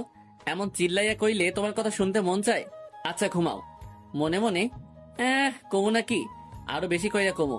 আমার বাসায় আম্মুর কাছে আমার প্রেস্টিজ লিক করছিলি না, এখন ঠেলা বুঝামু। তারপর দেখতে দেখতে বেশ কয়েকদিন পার হয়ে গেল। আজকে একটু পরেই আমি আমার পরনে শ্বশুর মশাইকে ছেড়ে আমার বাড়িতে তাহার মাইয়াডারে লইয়া পাড়ি জমামু। বাজান, তোমারে খুব মিস করব, সময় পেলে তোমার আব্বার কাছে চলে আসবা। আব্বা গো, আমিও আপনাকে খুব মিস করব। ভালো থাকবেন আর নিজের শরীরের যত্ন নিবেন। তারপর সবাইকে বিদায় জানিয়ে শ্বশুর বাড়ি থেকে আমার বাড়ির উদ্দেশ্যে রওনা হলাম। বাড়িতে পৌঁছে ফ্রেশ হয়ে কিছুক্ষণ বিশ্রাম নিয়ে আবারও আড্ডাখানায় গিয়ে যোগ দিলাম। আড্ডাখানায় যেতেই, কি রে মাম্মা, শ্বশুর বাড়ির খাবার খেয়ে তো মোটা হয়ে গেছিস। আরে বেটা, শ্বশুর বাড়িতে যেই যত্নটা করছে, আগে জানলে ল্যাংটা কালে বিয়ে করে নিতাম। বলিস কি মামা? কমু না।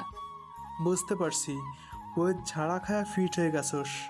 এ বেটা, আমারে কি তোর ব্যাককেল মনে হয় নাকি? বউকে আরো উল্টো বাস দিয়ে আনছি। এখন আমার বাসায় গিয়ে দেখবি বউ আমার একেবারে তারের লাহান সোজা হইয়া গেছে। হয়েছে, তোর চাপা রাখ, দেখমু গিয়ে কেমন সোজা করছস। তারপর হারামিগুলোর সাথে কিছুক্ষণ আড্ডা দিয়ে রাতে বাসায় ফিরলাম। তারপর রাতের খাবার শেষ করে রুমে আসতেই স্যার, তোমাকে আমার কিছু বলার ছিল। বলো। দেখ, আমরা দুজন দুজনকে সহ্য করতে পারি না। সব সময় ঝগড়া বিবাদ লেগেই থাকে। যেখানে স্বামী স্ত্রী একে একজনের বিপদে আপদে পাশে দাঁড়ায়, সেখানে আমরা ব্যস্ত থাকি একজন আরেকজনের বিপদের কারণ হওয়ার জন্য। সেটা ঠিকই বলছো। স্যার, আমরা হয়তো কখনোই একসাথে হ্যাপি থাকতে পারবো না।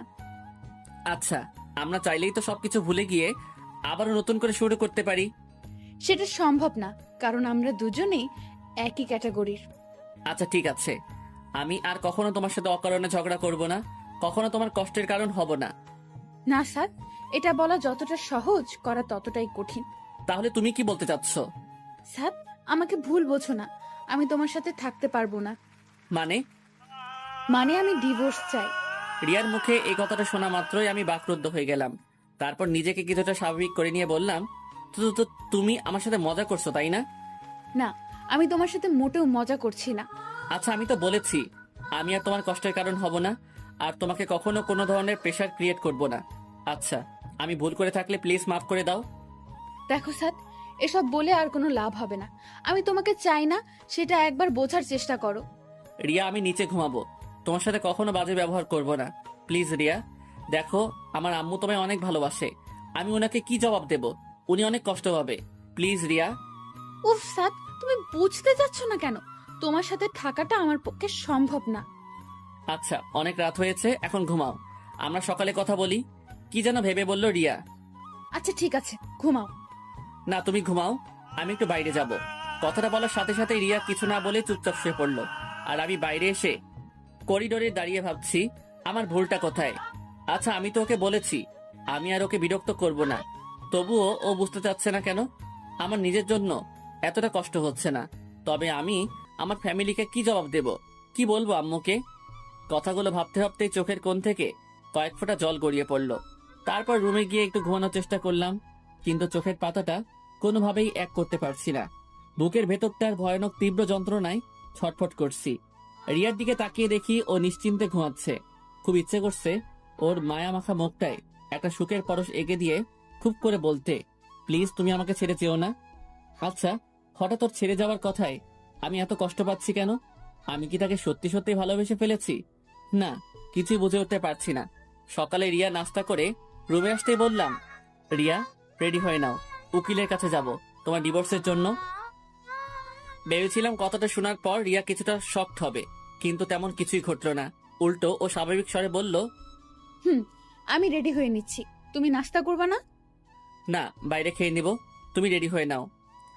রিয়া রেডি হওয়ার পর ওকে নিয়ে বেরোতে যাব, তখনই আম্মু এসে, কিরে, তুই এই সময় বৌমাকে নিয়ে কোথায় যাচ্ছিস? একটু ঘুরতে যাব, বাসায় বসে বোরিং লাগছে। তা নাস্তা করবি না? নাস্তা করে যা। না আম্মু, এমনিতেই লেট হয়ে গিয়েছে, আমি বাইরে খেয়ে নেব, তুমি টেনশন করো না। কিরে, তোর চেহারাটা এমন শুকনো শুকনো লাগছে কেন? মলিন হাসির আড়ালে চেহারার কষ্টের ছাপটা লুকানোর চেষ্টা করে বললাম, না আম্মু, আমি ঠিক আছি। তারপর রিয়াকে নিয়ে বেরিয়ে পড়লাম উকিলের অফিসের উদ্দেশ্যে। গাড়িতে আমি চুপচাপ হয়ে বসে থাকলেও লক্ষ্য করলাম রিয়ার মধ্যে তার কোনো প্রতিক্রিয়াই হচ্ছে না। ও স্বাভাবিকভাবেই বসে বাইরে প্রকৃতিটাকে উপভোগ করছে। তারপর যথাসময়ে উকিলের অফিসে পৌঁছে কথাবার্তা বলে জানতে পারলাম আমাদের ডিভোর্স হবে, কিন্তু শর্ত হচ্ছে আমাদের এখন থেকে 3 মাস অবধি একই ছাদের নিচে একসাথে কাটানো লাগবে। তারপর 3 মাস পরেও যদি আমরা এখানে এসে স্বীকার করি যে আমরা একসাথে থাকতে চাচ্ছি না, তাহলে আমাদের ডিভোর্স হবে। তারপর উকিলের অফিস থেকে বেরিয়ে রিয়াকে জিজ্ঞেস করলাম, এখন কি করব? এখানে তো আর কিছু করার নেই, আমাদের 3 মাস অপেক্ষা করা ছাড়া আর তো কোনো উপায় দেখছি না। তা তুমি কি আমার বাসায় যাবে নাকি তোমাদের বাসায় দিয়ে আসবো? দেখো প্লিজ, আব্বু আম্মুকে এই কথাটা জানিও না। ডিভোর্স হওয়ার পর আমি ওনাদের জানাবো। তার আগে ওনারা জানতে পারলে আমার উপর প্রেশার ক্রিয়েট করবে। আর এই 3 মাস স্বাভাবিক হয়েই তোমার সাথে থাকবো। আচ্ছা ঠিক আছে, তবে এটা খেয়াল রাখবা আমার আব্বু আম্মু যেন এসবের কিছু জানতে না পারে। জানবে না। তারপর রিয়াকে নিয়ে বাসায় এসেই আমি আড্ডাখানার উদ্দেশ্যে বেরিয়ে পড়লাম। ভেতরে কষ্টগুলো ভেতরেই থেকে যাচ্ছে, না কাউকে বলতে পারবো না কাউকে বোঝাতে পারবো। হয়তো হারামিগুলোর সাথে কিছুক্ষণ আড্ডা দিতে পারলে মনের কষ্টগুলো কিছুটা হালকা হবে।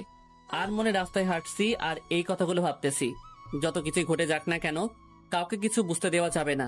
আমাকে শক্ত হতে হবে, নিজের সাথে লড়াই চালিয়ে যেতে হবে। কিন্তু আমি যে এখনই ক্লান্ত হয়ে গেছি, কষ্টগুলো আর নিতে পারছি না, শত চেষ্টা করেও নিজেকে সামনে নিতে পারছি না। তারপর আড্ডাখানায় পৌঁছাতেই, কি রে মামা, কি অবস্থা? দোস্ত, জব্বর ভালা। তোদের কি অবস্থা? কিরে, তোর চেহারা এমন লাগছে কেন? কি হয়েছে তোর? কই কিছু না তো। দেখ সাদ, আমি তোকে ন্যাংটা কাল থেকে চিনি। তুই সবসময় হাসি খুশি থাকিস, কিন্তু আজ এমন মন মরা হয়ে আছিস কেন? আর ধুর বেটা, তেমন কিছু হয় নাই, এমনিতে একটু মন খারাপ আর কি। আচ্ছা, তোর যত মন খারাপ, চল আজকে একটু বাইরে থেকে ঘুরে আসি। না রে, আজকে না, অন্য একদিন। তারপর হারামি দুইটা আমাকে এক প্রকার জোর করেই আমাকে নিয়ে ঘুরতে বের হলো। সারাদিন ঘোরাঘুরির পর সন্ধ্যার দিকে যেই ফিরলাম, ভেতরের কষ্টগুলো আবারও আমাকে গ্রাস করতে শুরু করলো। কোনো রকম রাতের খাবারটা খেয়ে তারপর বাসায় রাখা এর থেকে বেশ কয়েকটা ঘুমের ট্যাবলেট খেয়ে শুয়ে পড়লাম। অতিরিক্ত ক্লান্তি আর ঘুমের মেডিসিন খাওয়ার কারণে কিছুক্ষণের মধ্যেই ঘুমিয়ে গেলাম। সকালে আম্মুর ডাকে ঘুম ভাঙলো। কে রে, এত বেলা হয়ে গেছে, তবুও তোর ঘুম শেষ হচ্ছে না? মোবাইলের কি বাটামটাতে চাপ দেওয়ার পরই স্ক্রিনে তাকিয়ে দেখি 10টা বেজে গিয়েছে। এ কি আম্মু, 10টা বেজে গেছে? তুমি আমাকে আগে ডাক দিবা না? এর আগেও বেশ কয়েকবার তোকে ডেকে গিয়েছি, কিন্তু তুই তো উঠিসই না। ও আসলে কালকে একটু ঘোরাঘুরি করেছি তো, তাই হয়তো ক্লান্তির কারণে এমনটা হয়েছে। আচ্ছা আম্মু, তুমি যাও, আমি ফ্রেশ হয়ে আসতেছি। আম্মু আমার কাছে এসে বসে, আমার মাথায় হাত বুলিয়ে দিয়ে, কি রে বাবা, তোর কি হয়েছে? কালকে সকাল থেকে লক্ষ্য করছি তুই কেমন যেন হয়ে গেছিস। আরে আম্মু, কিছু হয় নাই, আমি ঠিক আছি। এই, আমি না তোর মা, আমাকে বল না তোর কি হয়েছে। আম্মু, আমি ঠিক আছি, আমার কিচ্ছু হয়নি। কথাটা বলার সাথে সাথেই আম্মু এক প্রকার ডাক দেখিয়েই আমার রুম থেকে বেরিয়ে গেল। এই আম্মুটা না একদমই আমার কথা বিশ্বাস করছে না। এই মা জাতি টানা বড়ই অদ্ভুত। আপনি ভালো থাকার অভিনয়টা সবার সামনে করতে পারলেও এই মায়ের সামনে এসে আপনি হেরে যাবেন, আপনার অভিনয় চোখে ধরা পড়ে যাবে। প্রায় 15 দিন পর, এই 15 দিন আমি আর রিয়া একই ছাদের নিচে থেকেছি ঠিকই, কিন্তু আমাদের মধ্যে কোনো কথাই হতো না, যে যার মতো থাকতাম। অবশ্য প্রথম দিকে আমি ওর সাথে নিজে থেকে কথা বললেও ও সবসময় আমাকে ইগনোর করত, আমাকে অবহেলা করত।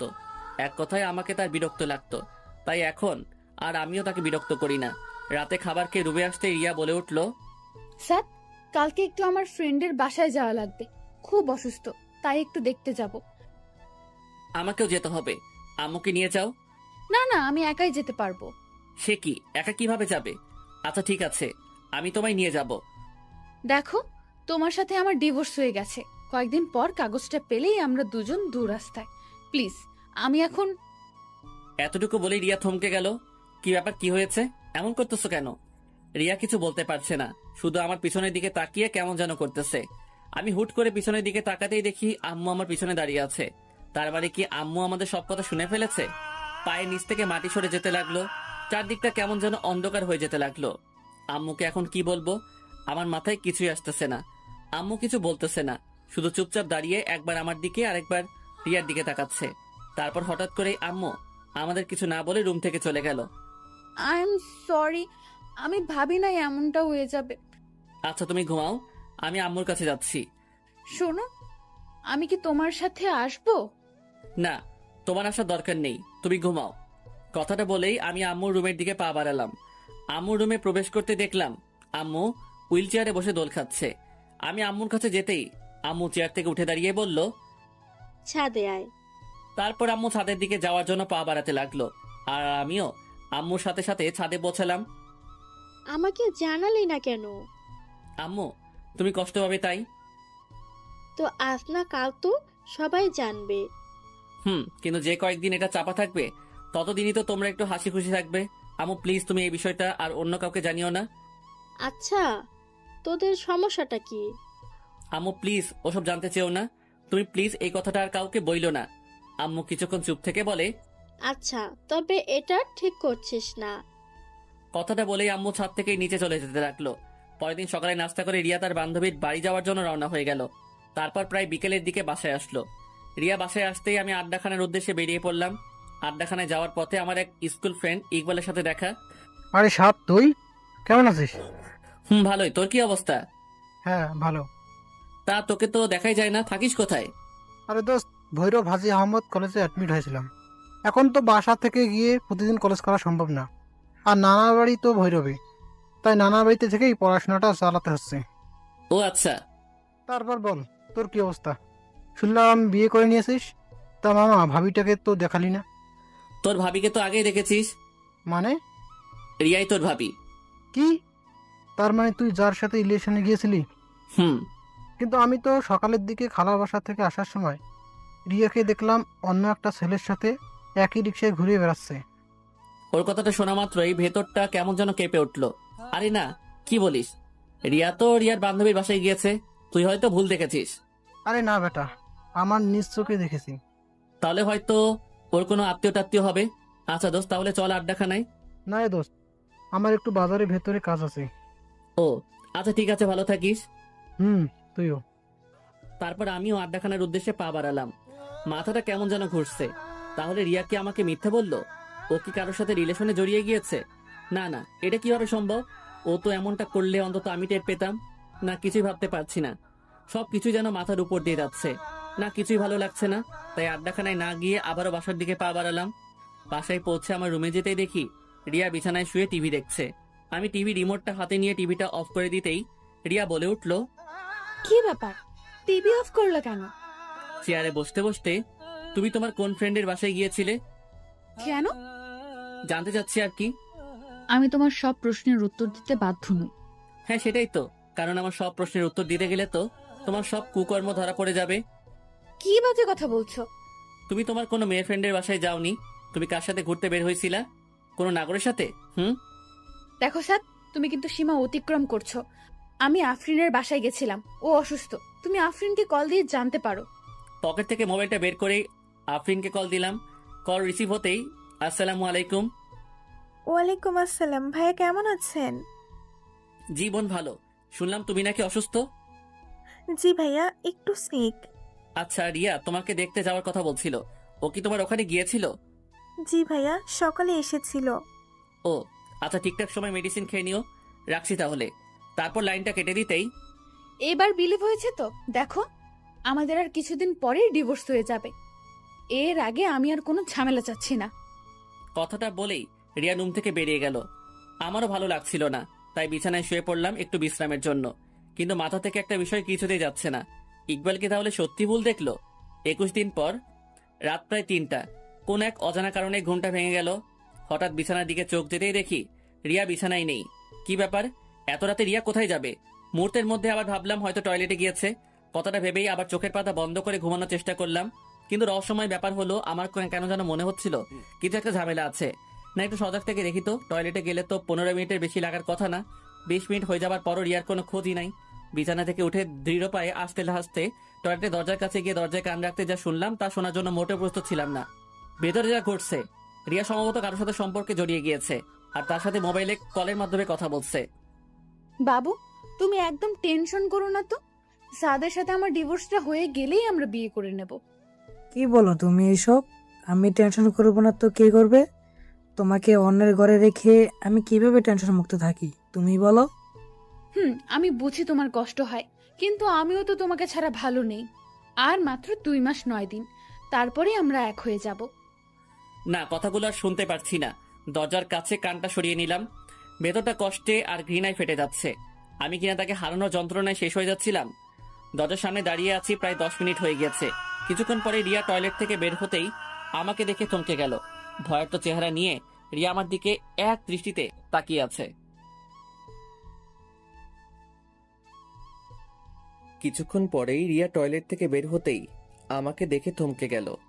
ভয়ার্ত চেহারা নিয়ে রিয়া আমার দিকে এক দৃষ্টিতে তাকিয়ে আছে। কি ব্যাপার, এত ভয় পাচ্ছ কেন? কিছু হয়েছে? কই না তো। ওর কাছে গিয়ে, আরে কি হয়েছে আমাকে বলো, ভয় পাইছো? আরে ভয় পেও না, আমি আছি তো, যাও গিয়ে শুয়ে পড়ো। আপনারা কি ভাবছেন এত বড় একটা কাহিনী হয়ে গেল আর আমি ওকে কিছুই বলিনি? কেন? কারণ আমি এই কাহিনীটা অনেক আগে জেনে গিয়েছি। যেদিন ও প্রথম আমাকে ডিভোর্সের কথা বলেছিল, ওই দিনই আমার সন্দেহ হয়েছিল যে কিছু তো একটা গন্ডগোল আছেই। তারপর ইকবালের কথাটা শোনার পর আমার সন্দেহটা আরো তীব্র আকার ধারণ করলো। তারপর রিয়ার ফ্রেন্ড আফরিনকে কল দেওয়ার পর রিয়া আমার সাথে রাগ দেখিয়ে রুমের বাইরে যাওয়ার পর আমি আবারও আফরিনকে কল দিয়েছিলাম। আর আফরিনকে আমি বলি যে, আফরিন, রিয়া কখন বাসায় আসবে? সে কি, রিয়া তো সে কখন চলে গিয়েছে, এখনো বাসায় পৌঁছায়নি। রিয়া তোমার বাসা থেকে কয়টার দিকে বের হয়েছে? এই তো দুপুরে লাঞ্চের পরেই, এই ধরেন 2টার দিকে হবে। ও আচ্ছা, আমি ওকে মোবাইলে ট্রাই করেছিলাম আর কি, কিন্তু পাইনি। আমি তো একটু বাইরে, বাসায় গিয়ে দেখি ও আসছে কিনা। এই যে পাঠক সাহেবেরা, মিথ্যা বলছি বইলা আবার রাগ কইরেন না। ভাইরে, মাঝে মাঝে সত্যিটা সামনে বের করার জন্য কিছুটা মিথ্যা বলতে হয়। ও আচ্ছা, ও হয়তো বাসায় চলে গিয়েছে, আপনি টেনশন করেন না। আর আমি ওর নাম্বারে ট্রাই করে দেখছি। না না, টেনশনের কিছু নাই, ও বাসাতেই আছে। আম্মু এখন মেসেজ দিয়ে বলল। তারপর আফরিনের কলটা কেটে দিয়েই সেদিন রাতে রিয়ার মোবাইলের কল লিস্ট চেক করে রিয়ার বয়ফ্রেন্ডের নাম্বারটা আমার মোবাইলে নিয়ে নিলাম। তারপর ওই হারামজাদারে কল দিয়া কৌশলে ওর ঠিকানা নিয়ে নিলাম। আর তারপর ওর ব্যাপারে গোপনীয়ভাবে খোঁজ নিয়ে জানতে পারলাম ওই হালায় আস্ত একটা ঢপবাজ। হালার অনেকগুলো গার্লফ্রেন্ড আছে। আর এই হালার পো হালার লাইগা আমার কিছু অবুঝ পাঠক ভাইয়েরা আজ সিঙ্গেল। যাই হোক, ওই হালার বেস্ট ফ্রেন্ডের থেকে জানতে পারলাম ও নাকি অনেক আগে থেকে রিয়াকে পছন্দ করত। আর আমার সাথে যখনই রিয়ার রিলেশন হয়ে যায়, আর তখন ওই হালায় প্ল্যান করে রিয়ার কাছে আমার কিছু মিথ্যা ইনফরমেশন দিয়ে আমাকে রিয়ার কাছে খারাপ সাজিয়ে আমার সাথে রিয়ার ব্রেকআপ করিয়ে নেয়। আর তারপর রিয়ার একাকিতার সময়গুলোতেও ও পাশে থাকার অভিনয় করে ওর দুর্বলতার সুযোগ নিয়ে ওকে প্রপোজ করে। রিয়ার ভরসার হাত হয়ে রিয়ার পাশে দাঁড়ানোর আশ্বাস দেয়। আর রিয়াও ব্যাককেলের মতো ওর ফাঁদে পাড়া দিয়ে দেয়। আর ওই হারামজাদার নামটা হচ্ছে রোহান।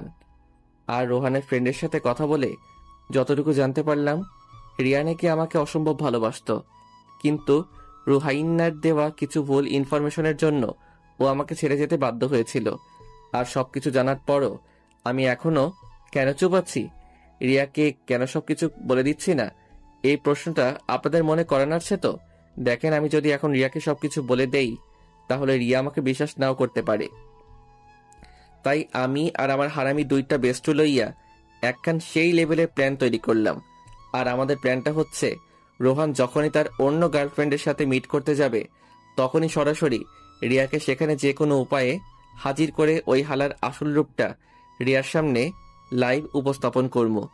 এই যে পাঠক ভাইয়েরা, আপনারা আবার কাউকে এই প্ল্যানের কথা কইয়েন না, তাইলে রোহাইন্না জেনে গেলে সব প্ল্যান ভেস্তে যাইব। এখন তাড়াতাড়ি ভিডিওতে একটি লাইক কমেন্ট করেন তো। তারপর রিয়া কেমনভাবে যেন আমার দিকে বারবার পিছনে ফিরে তাকাতে তাকাতে রুমে গিয়ে কাচুমাচু হয়ে শুয়ে পড়ল। আর এই যে আমিও যাই একটু ঘুমাই গিয়ে। আপনাদের সাথে কথা বলতে বলতে এমনিতেই আমার সাদের ঘুমের 12টা বেজে গিয়েছে। Good night. তারপর প্রায় 3 দিন পর আমরা আমাদের প্ল্যানের সফলতার দ্বারপ্রান্তে পৌঁছালাম। মানে আজকে রুহাইন্না তার আরেকটা গার্লফ্রেন্ড লইয়া কিশোরগঞ্জ নেহাল পার্কে অবস্থান করিতেছে। আর আমিও রিয়ারে কল দিয়া কইলাম, রিয়া, তোমার আব্বু কিশোরগঞ্জ নেহাল পার্কের সামনে অ্যাক্সিডেন্ট করেছে, তুমি এক্ষুনি ওখানে চলে আসো। আর তারপর প্রায় 13 মিনিট পরেই রিয়া ওখানে এসে হাজির। তারপর দৌড়াতে দৌড়াতে আমার কাছে এসে বলল, স্যার, আব্বু কোথায়? আরে শান্ত হও, তোমার আব্বুর কিচ্ছু হয় নাই। মানে তাহলে আমাকে যে বললা আব্বু অ্যাক্সিডেন্ট করেছে? মানেটা আমার সাথে আসলেই বুঝতে পারবা। তারপর রিয়ার হাত ধরে নেহাল পার্কে প্রবেশ করে রোহানের পিছন থেকে আমি রিয়াকে ওর কাছে নিয়ে গিয়ে, দেখো তো চিনতে পারো কিনা তোমার এই নাগরকে, যার মিথ্যে মায়া জড়িয়ে গিয়ে আমাকে ভুল বুঝে ছেড়ে গিয়েছিলে, আবার এখন বিয়ের পরও আমাকে আবার ছেড়ে যাচ্ছ এই ভণ্ডটার জন্য। রিয়া রোহানের সামনে যেতেই রোহানের গালে একটা ঠাস করে শব্দ শুই না বুঝতে পারলাম অ্যাকশন ডাইরেক্ট কেলানিতে চইলা গেছে। ওই হালা, তোর জন্মের ঠিক আছে? তুই নাকি আমার জন্য 13 নদী পার কইরা আমাকে সেফটি দিতে পারবি? এই তার নমুনা? তুই আমাকে কেন ঠকাইলি? তারপর রিয়া পাশে রাখা একটা আইক্কাওয়ালা বাস লইয়া রোহাইন্নারে ইচ্ছা মতো কেলাইতে লাগলো। অবস্থা বেগতিক দেখা রোহাইন্নার সাথে রোহাইন্নার গার্লফ্রেন্ডটাও বেইমানি কইরাল্লো। রিয়ার সাথে যোগ করিয়া রোহাইন্নারে কেলাইতে লাগিল। আর আমিও সেই লেভেলের ভাব লইয়া ক্যামেরাম্যান সাইজ্জা সব অ্যাকশন কাহিনীগুলা শুট করিতে লাগিলাম। তারপর অবস্থা বেগতিক দেখা আমি রিয়া আর ওই মায়াডার কাছে গিয়ে কইলাম, বইন রে, তোরা এই অবুজ পোলাডারে আর মারিস না, বেচারি মইরা যাইব। তারপর দেখলাম মহিলা দুইটা আমার দিকে বাঁশ লইয়া আগাইতে লাগিল। আমি করুণ অবস্থায় পড়িয়া কইলাম, বইন রে, ওই হালারে মার ইচ্ছা মতো মার, তোরা মারতে থাক, আমি তোদের লাইগা ঠান্ডা পানি লইয়া আইতাছি। ইস, বইন দুইটা এক্কেরে হাঁপাইয়া গেছে। তারপর ফট কইরাই একেবারে হোসাইন বোল্টের গতিতে হাইটটা হাইটটা ঠান্ডা পানির সন্ধানে রওনা হইয়া গেলাম। তারপর পানি লইয়া যেই পৌঁছালাম, দেখি মাইয়া দুইটা রোহান্নারে মাইরা একেবারে হুতাইয়া দিছে। আমি দৌড়াইয়া গিয়ে রোহান্নারে কাছে গিয়ে কইলাম, হাই হাই, তোমরা ওরে মেরে ফেলছো নাকি? উল্টো আরো ওই দুই মহিলা কইল, মেরে ফেলছি, ভালো করছি, নয়তো আরো অনেকগুলো মেয়ের জীবন ও নষ্ট করতো। তারপর রুহাইন্নারে তাড়াতাড়ি অ্যাম্বুলেন্সে কইরা মেডিকেলে পাঠাইয়া ওই মহিলাডারে ওর বাড়িতে পাঠাইয়া আমার সাথে মহিলাডারে আমার সাথে লইয়া বাড়ির উদ্দেশ্যে ভাগা দিলাম। বাড়িতে আইসা ফ্রেশ হইয়া যেই আমার রুমে গেলাম, দেখি মাইয়া আমার সেই লেভেলের দুঃখী ভাব লইয়া চোখের জল ঝরাইতেছে। আমি ওর কাছে গিয়ে, রিয়া প্লিজ কান্না করো না, যা হবার তা তো হয়ে গেছে। তুই না হয় আমারে ভালোবাসিস নাই, তাই একটা মেয়ের সাথে রিলেশন করতে যাইতে পারছিলি, কিন্তু রুহাইন না, তোরা ছেলের জাতিটাই খারাপ। একটু আগে কি বললা? আমি অন্য কারোর সাথে রিলেশনে গিয়েছিলাম মানে? হ্যাঁ, আমার কাছে প্রুফ আছে। প্রুফ কোথা থেকে দেখাবে? আমি তো রিয়া ছাড়া অন্য কারোর সাথে সম্পর্কে যাইনি। কি, কোথায় দেখাও তো। ওর মোবাইলে একটা ভিডিও দেখিয়ে। এই মেয়েটা কে? আমি ভালো করে লক্ষ্য করে বুঝতে পারলাম এটা আদ্রিতা। ও আমার ফ্রেন্ড মামুনের ছোট বোন। এটা তো আদ্রিতা। কয় নাম্বার জিএফ এটা? What are you mad? এটা আমার ফ্রেন্ডের ছোট বোন বাসায় যাওয়ার জন্য রাস্তায় দাঁড়িয়েছিল রিক্সার জন্য। তো আমিও তখন তাদের বাসার ওই দিকে যাচ্ছিলাম, তাই ওকে ওর বাসায় নামিয়ে দিয়েছি। মিথ্যা কেন বলো? তোমার ওর সাথে রিলেশন আছে। দেখ ভাই, আমি তোর সত্যিটাই বলছি। এখন তুই বিশ্বাস করলে করতে পারিস, আর অবিশ্বাস করলেও করতে পারিস। তোর বিশ্বাস বা অবিশ্বাসে আমার কিচ্ছু যায় আসে না। হ্যাঁ, সেটাই তো। আমি তোমার লাইফে না থাকলেও তো তোমার কিচ্ছু হবে না, তোমার তো আবার অভাব নাই। মুখ সামনে কথা বলবা। আমি আর সবার মতো একজনকে রেখে আরেকজনকে সামলাতে জানি না। ও, তা এখন আমি রিলেশনে গিয়েছি তাতেই দোষ? আর তুমি যে রাস্তায় বসে তোমার নিউ জিএফ অনিতাকে আমাদের বিয়ের 9 দিন পরও নিজের হাতে ফুচকা খাইয়ে দিয়েছ। ওর মুখে এই কথাটা শোনা মাত্রই আর নিজেকে সামলে রাখতে পারলাম না। ওর গালে একটা কষিয়ে থাপ্পড় বসিয়ে দিলাম। গালে হাত দিয়ে আমার দিকে অবাক হয়ে তাকিয়ে চোখের কোণে পানি টলমল করছে। তুমি?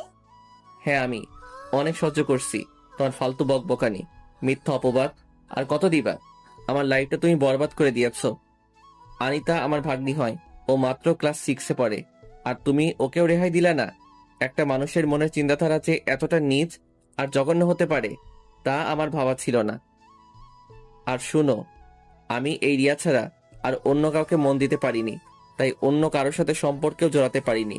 তুমি আদ্রিতা আর আনিতার সাথে কথা বলে দেখতে পারো, আর এই দুজনেই তোমার কথা খুব ভালোভাবে জানে, আর তারাও এও জানে তুমি আমার বিবাহিতা স্ত্রী। কি? তাহলে আফরিনও আমার সাথে বেইমানি করলো? মানে? চলো এক্ষুনি আফরিনের বাসায় যাব।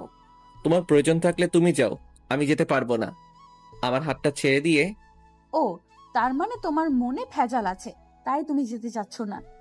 আচ্ছা ঠিক আছে, চলো। তারপর রিয়াকে নিয়ে বাইকে করে সোজা আফরিনের বাসার উদ্দেশ্যে রওনা হলাম। প্রায় 10 মিনিট পর আফরিনের বাসায় পৌঁছে কলিং বেল চাপ দিতেই আফরিন দরজা খুলে আমাদের দুজনকে একসাথে দেখে কিছুটা ভয় পেয়ে গেল। রিয়া, এই সময় তুই? আমাকে তো আসার আগে জানালিও না। আচ্ছা, তোমার শরীরের অবস্থা এখন কেমন? জি ভাইয়া, ভালো। কি রে আফরিন, ঘরে আসতে বলবি না? হ্যাঁ, সে কি, ঘরে আয়। তারপর আমি আর রিয়া আফরিনের ঘরে যেতেই রিয়া আফরিনকে জিজ্ঞেস করলো, আফরিন, তোর হাজবেন্ড কোথায়? ও তো অফিসে একটু বাইরে গিয়েছে। ও দেখ আফরিন, তুই অসুস্থ, তাই তোকে কোনো প্রেশার ক্রিয়েট করতে চাচ্ছি না। তুই শুধু এতটুকু বলে দে যে আমি তোর কি ক্ষতি করেছি, যার জন্য আমাকে তুই এত বড় শাস্তি দিলি। আমি আবার কি করলাম?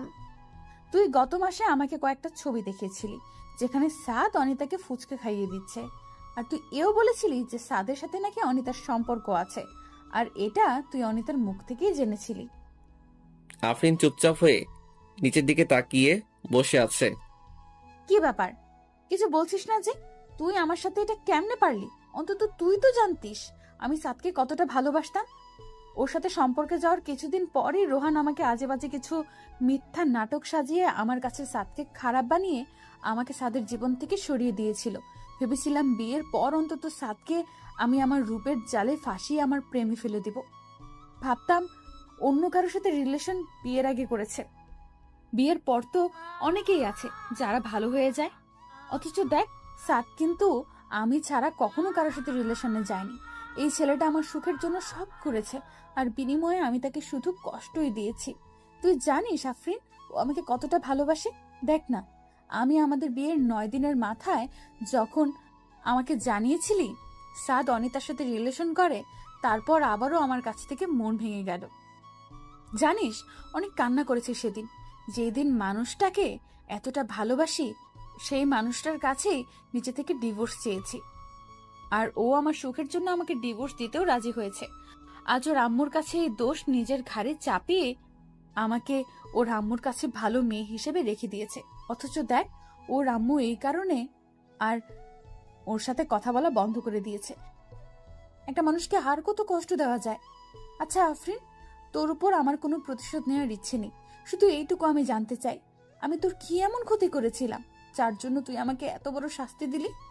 এখানে তোর কোনো দোষ নেই, এখানে পুরো অপরাধটাই আমার। গত মাসে তোর ভাই কিডনির সমস্যার জন্য মেডিকেলে ভর্তি করিয়েছিলাম। হ্যাঁ, সেটাই তো আমি জানি। কিন্তু তুই এটা জানিস না, ওকে সুস্থ করে তুলতে আমার তখন 10 লাখ টাকার মতো লাগতো। জানিস, আত্মীয় স্বজনদের মধ্যে কারোর কাছে তখন একটা টাকাও পাইনি। আমরা তো মধ্যবিত্ত, কোথা থেকে এত টাকা জোগাড় করবো বল? আর অন্যদিকে সাব্বির মৃত্যুর মুখে ঢলে পড়ছিল প্রতিটা মুহূর্তে। রিয়া, তুই আমাকে শাস্তি দে। বিশ্বাস কর, সাত ভাই অনেক ভালো, আর তুই অনেক ভাগ্যবতী একটা মেয়ে যে 7 ভাইয়ের একটা মানুষকে তোর লাইফ পার্টনার হিসেবে পেয়েছিস। রিয়া, জানিস, এই টাকার জন্য যখন আমার দিশাহারার মতো অবস্থা, তখন আমার কাছে একটা বাজে প্রস্তাব আসে, আর সেই প্রস্তাবটা নিয়ে এসেছিল রোহান। ও তখন বলেছিল, যদি আমি তোর চোখে সাদকে খারাপ বানিয়ে তোদের আলাদা করতে পারি, তাহলে রোহান আমাকে 10 লাখ টাকা দেবে। আর আমিও আমার স্বামীকে বাঁচানোর জন্য এত বড় একটা খারাপ কাজ করতে রাজি হয়েছিলাম। তুই শুধুমাত্র টাকার জন্য? ছি, তুই আমাকে বলতে পারতি, আমি তোকে টাকা দিতাম। আমাকে মাফ করে দে, আমি খুব বড় অন্যায় করে ফেলেছি। আফরিনের কথায় কান্না দিয়ে আমার হাত ধরে বলল, সাথ চলো, বাসায় যাব। তারপর রিয়াকে নিয়ে বাসায় চলে আসলাম। রাতে বিছানায় শুয়ে আছি, এমন সময় রিয়া এসে আমার পা জড়িয়ে ধরে কান্না করতে করতে বলল, সাদ, আমার ভুল হয়ে গিয়েছে, আমাকে মাফ করে দাও। দেখো, যা হবার তা হয়ে গিয়েছে, এখন আর আমার কিছু করার নেই। ডিভোর্স পেপারটা হাতে আসলেই আমি সাইন করে তোমাকে মুক্তি দিয়ে দিব। সাদ, আমি তো ইচ্ছে করে কিছু করিনি, আর আমি তো তোমায় ভালোবাসি। দেখো, আমি তোমার কোনো কথা শুনতে চাই না, প্লিজ আমাকে আমার মতো থাকতে দাও। আচ্ছা, তুমি খাটে ঘুমিয়ে যাও, আমি নিচে ঘুমাবো। তারপর রিয়ার কথার কোনো উপেক্ষা না করেই আমি নিচে বিছানা করে শুয়ে পড়লাম। পরের দিন সকালে নাস্তা করে বাইরে বেরোতে যাব, ঠিক তখনই রিয়া আমার সামনে এসে আমাকে হঠাৎ করে জড়িয়ে ধরে হু হু করে কান্না করে দিল। এই কি হয়েছে? এমন বোকার মতো কান্না করতেছো কেন? প্লিজ আমায় ছেড়ে দিও না, আমি তোমায় অনেক ভালোবাসি। শুনো, একটা মানুষকে শুধুমাত্র ভালোবাসলেই হয় না, তার প্রতি বিশ্বাস আর ভরসাটাও রাখতে হয়, যেটা তোমার মধ্যে নেই। স্যার, আমি তোমায় অনেক বিশ্বাস করি। বিশ্বাস? তাও তুমি এই আমাকে? How funny. শুনো, ভালোবাসার মানুষটা ভুল করলেও তাকে শুধরানোর একটা সুযোগ দিতে হয়, তার পাশে থেকে ওই ভুল পথ থেকে তাকে ফিরিয়ে আনতে হয়। আর তাতেও যদি সেই মানুষটার মধ্যে কোনো পরিবর্তন না ঘটে, তাহলে তাকে ছেড়ে দেওয়াটাই শ্রেয়। কিন্তু তুমি কি করছো? দেখো, আমাকে এবারের মতো মাফ করে দাও, আমি আর কখনো এমন ভুল করব না। মাফ? তাও তোমায়? কই, আমাকে তো তুমি মাফ করনি। আমি যে তোমায় বলেছিলাম আমার আম্মু হার্টের রোগী, আমার আম্মু এটা সইতে পারবে না। তুমি আমাকে ডিভোর্স দিও না, আমি তোমার সব কথাই শুনবো, তোমার কোনো প্রকার কষ্টের কারণ হব না। আমাকে তো তুমি একটা সুযোগও দাওনি। আচ্ছা, আমি তো কোনো ভুল করিনি, তাও তুমি আমার শাস্তি দিয়েছ। আচ্ছা, তুমি ফিরিয়ে দিতে পারবে আমার কষ্টের সেই রাতগুলো? ফিরিয়ে আনতে পারবে আমার আর আম্মুর সেই বন্ধু মোহন সম্পর্কটাকে? আমার আম্মুর চোখের জলের মূল্য তুমি রিয়া দিতে পারবে? আমার আম্মু তো কোনো ভুল করেনি, তোমাকে সে নিজের মেয়ের থেকেও বেশি ভালো আর ভরসা করত। আর সে মানুষটার চোখের পানিও তোমার হৃদয়টাকে নরম করতে পারেনি। আমাকে তুমি যে শাস্তি দেবে আমি মাথা পেতে নিব, তবুও আমাকে ছেড়ে দিও না প্লিজ। আই এম সরি, তোমার শাস্তি একটাই, তুমি আমার জীবন থেকে চলে যাও। কথাটা বলেই আমি আমার বাইরে চলে আসলাম। রুবেলকে আর হাবিবকে কল দিয়ে আড্ডাখানায় আসতে বলে আমিও আড্ডাখানায় চলে গেলাম। তারপর ওদের সাথে আড্ডা দিয়ে দুপুরের দিকে বাসায় ফিরে গোসল করে দুপুরের খাবার খেয়ে একটু বিশ্রাম নিচ্ছিলাম। তখনই খেয়াল করলাম রিয়া রুমে বসে নীরবে চোখে জল ফেলতেছে। হঠাৎ করে কেমন যেন একটু মায়া হলো। আমি উঠে তার কাছে গিয়ে বসলাম। তারপর ওকে বললাম, দেখো রিয়া, কান্না করলে আর এখন কোনো লাভ হবে না। এত সুন্দর চেহারাটা শুধু শুধু খারাপ করো না। আমি একদিকে কান্না করতেছি আর তুই মজা লস? লেখকা, আমি মজা লইলাম কই? আমি তো তোমাকে ভালো উপদেশ দিচ্ছি। দেখো, তোমার এই সুন্দর চেহারাটা নষ্ট হয়ে গেলে আর কেউই তোমার দিকে ফিরেও তাকাবে না। আর রোহানের মতো ছেলেরা তোমাকে পাওয়ার আকাঙ্ক্ষাও করবে না। তখন তোমার কি হবে? প্লিজ কান্না করো না। তুমি থাকো তোমার উপদেশ নিয়ে। কথাটা কইয়াই এক বদনা রাগ আমার দিকে ছুঁড়ে মাইরা আর এক বস্তা রাগ তাহার সাথে লইয়া ছাদের উদ্দেশ্যে ভাগা দিল। যা বাবা, বেশি কষ্ট দিয়ে ফেললাম না তো? নিশ্চয়ই এখন ছাদে গিয়ে ফুপিয়ে ফুপিয়ে কান্না করবে। থাক, কষ্ট পাক গিয়ে, সে কষ্ট পাইলে আমার কি? একটু কষ্ট করে বোঝুক, অন্য কাউকে কষ্ট দিলে তা সহ্য করতে তা কতটা কষ্ট হয়। তারপর আমিও হাত পা ছাইড়া দিয়া সেই লেভেলের একটা ঘুম দিলাম। বিকেলের দিকে ঘুম ভাঙলো রুবেলের কলের রিংটংয়ের আওয়াজে। কিরে? কি রে বেটা, কই তুই? বাসায় ঘুমাইতেছি। তাড়াতাড়ি ঘুমটা পকেটে লয়ে আড্ডাখানায় আয়। আচ্ছা ভাই, মই আইতে আসি। তারপর বিছানা থেকে উঠে ফ্রেশ হয়ে আড্ডাখানার উদ্দেশ্যে বেরিয়ে পড়লাম। তারপর হারামিগুলোর সাথে আড্ডা শেষ করে রাতে বাসায় ফিরলাম। রাতের খাবার শেষ করে যেই খাবার টেবিল থেকে উঠতে যাব, ঠিক তখনই লক্ষ্য করলাম রিয়া খাবার শুধু নাড়াচাড়া করছে, কিন্তু খাচ্ছে না। রিয়া, খাচ্ছ না কেন? আমার দিকে করুণ দৃষ্টিতে তাকিয়ে বলল, আমার খেতে ইচ্ছে করে না। মা আমার, তোমার কিছু হয়েছে? শরীর খারাপ? না বাবা, আমি ঠিক আছি। বিকালে হালকা কিছু খেয়েছি তো, তাই ক্ষুধা মরে গেছে। আচ্ছা, জোর করে খেয়ে নাও। কথাটা বলেই আমি আমার রুমে এসে কানে হেডফোন গুঁজে গান শুনতে শুনতে ঘুমিয়ে পড়লাম। 3 দিন পর রাতে বিছানায় শুয়ে আছি। এমন সময় রিয়া আমার কাছে এসে বলল, আমার কিছু বলার ছিল। বলো। তুমি তো বলো ছেড়ে যাওয়া না, মানিয়ে নেওয়াটাই ভালোবাসা। তাহলে তুমি আমাকে এখন ছেড়ে দিচ্ছ কেন? দেখো, তুই যদি ভুল করতে বা আমায় শুধুমাত্র ছেড়ে যেতে, তাহলে আমি তোমায় মানিয়ে নিতাম। কিন্তু তুমি তো আমাকে শুধু ছেড়ে যাওনি, আমাকে দিনের পর দিন ঠকিয়েছ। বিয়ের আগে না হয় আমাকে কিছু না বলেই তুমি ছেড়ে গিয়েছিলে, কারণ আমি শুধুমাত্র একাই কষ্ট পেতাম। কিন্তু বিয়ের পর তুমি শুধু আমাকে ছেড়ে যাচ্ছিলে না, ছেড়ে যাচ্ছিলে আমার মা বাবা সবাইকে। তাদের বিশ্বাসের বুকে তুমি নিজ হাতে ছুরি চালিয়েছ। তারপরও আমি সবকিছুই মেনে নিতাম, কিন্তু তুমি আমাকে ছেড়ে গিয়ে অন্য কারোর সাথে সম্পর্কে জড়িয়ে গিয়েছ। আচ্ছা, কখনো যদি আমার ফ্যামিলির কেউ জানতে পারে তুমি আমাকে রেখে অন্য একটা ছেলের সাথে, ছি, তোমার এই সুন্দর চেহারাটা দেখলেও এখন আমার অসম্ভব ঘৃণা হয়। আর তুমি কথায় কথায় বলো তুমি আমায় ভালোবাসো। আচ্ছা, এটা কি সত্যি ভালোবাসা? তুমি কোথাকার কোন ছেলের কথায় আমাকে অবিশ্বাস করে ফেললে? আমাকে একটাবার অন্তত জিজ্ঞেস তো করতে পারতে। আর আমাকে জিজ্ঞেস না করলেও তো তুমি অন্তত একটু খোঁজ নিয়ে তো দেখতে পারতে। তুমি আমায় অন্য একটা মানুষের কথায় হুট করে ছেড়ে দিলে। তা কাল যে অন্য কেউ এসে তোমাকে একটা বানিয়ে মিথ্যা প্রুফ দেখাইলো, আবার আমাকে ছেড়ে যাবা না, তার কোনো ভরসা তো নেই। আগে ভালোবাসার মানুষটাকে বিশ্বাস করতে শেখো, নয়তো জীবনে সবটুকু ভালোবাসা উজাড় করে দিলেও তুমি তার সাথে কখনোই সুখী হবা না। সুখটা হচ্ছে আমাদের নিজের রুচির আর বিলাসিতার উপর নির্ভর করে। যার রুচি আর বিলাসিতা যত কম, তার সুখ ততই বেশি। যাও, অনেক রাত হয়েছে, ঘুমিয়ে পড়ো। আচ্ছা, আমাকে কি কখনো তুমি মাফ করবে না? রিয়া, ঘুমাও গিয়ে। অনেক রাত হয়েছে। তার মানে আমাকে তুমি মাফ করবেই না? রিয়া প্লিজ ডিস্টার্ব করো না তো, ঘুমাও প্লিজ। পরের দিন বিকেলের দিকে হারামিগুলোর সাথে আড্ডা দিতেছি, এমন সময় আম্মুর কল পেয়ে অনেকটাই চমকে উঠলাম। আম্মু আমার সাথে রিয়া আর আমার ডিভোর্সের কথাটা জানার পর আর আমার সাথে কথা বলেনি, আর আজ কল দিয়ে দিল। আমি তাড়াহুড়ো করে কলটা রিসিভ করতেই ওপাশ থেকে আম্মু ভয়ার্ত কণ্ঠে বলে উঠল, সাদ, বাসায় আয় এক্ষুনি। রিয়া কেমন যেন করছে, মনে হয় উল্টোপাল্টা কিছু খেয়েছে। ওর অবস্থা খুবই খারাপ, তুই তাড়াতাড়ি আয়। আমি আর এক মুহূর্তের জন্য দেরি না করেই বাসার উদ্দেশ্যে দৌড় দিলাম। আমার এমন পাগলামো দেখে রুবেল আর হাবিবও আমার সাথে সাথে দৌড় দিল। কি হয়েছে? আমি কিছু বলতে পারছি না, শুধু দৌড়াচ্ছি। সাদ প্লিজ কি হয়েছে বল। প্লিজ তোর আমার সাথে আয়, রিয়ার কি যেন হয়েছে। তারপর বাসায় পৌঁছে যে রিয়ার কাছে গেলাম, দেখি ওর মুখ দিয়ে লাল বেড়ে হচ্ছে আর অনেক বমি করতেছে। ওকে আমি কোলে নিতেই ওর হাত থেকে বিষের একটা ছোট সরে পড়ল। সর্বনাশ হয়ে গেছে, রিয়া তো বিষ খাইছে। সাদ আমি গাড়ি বের করছি, তুই রিয়াকে বাইরে নিয়ে আয়। তারপর রিয়াকে কোলে নিয়ে গাড়িতে উঠিয়েই মেডিকেলের উদ্দেশ্যে রওনা হলাম। মেডিকেলে পৌঁছেই তাড়াহুড়ো করে রিয়াকে ইমার্জেন্সিতে ভর্তি করালাম। আমি অপারেশন থিয়েটারের বাইরে বসে আছি, এমন সময় আব্বু এসে আমার কাছে এসে আমার পিঠে হাত রেখে, চিন্তা করিস না বাবা, সব ঠিক হয়ে যাবে। হ্যাঁ, ওর কিছু হয়ে গেলে আমি ওর আব্বু আম্মুকে কি জবাব দেব? এই তুই এভাবে বলছিস কেন?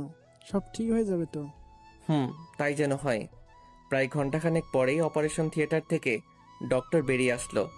আমি ডক্টরের কাছে গিয়ে জিজ্ঞেস করলাম, ডক্টর রোগীর কি অবস্থা?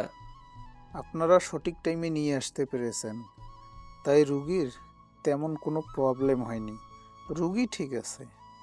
আপনি চাইলে একা গিয়ে ওনার সাথে দেখা করতে পারেন, তবে লক্ষ্য রাখবেন রুগী যেন বেশি কথা না বলে। তারপর আমি রিয়ার কাছে যেতেই দেখি রিয়া নিথর হয়ে বেডে শুয়ে আছে। আমি ওর কাছে গিয়ে ওর কাছে বসে ওর মাথায় হাত বুলাতে বুলাতে বললাম, এখন কি কিছুটা ভালো লাগছে? তুমি এই বোকামোটা না করলেও পারতে, যদি একটা কিছু হয়ে যেত। তাহলে তো ভালোই হতো, সবাই মুক্তি পেয়ে যেত।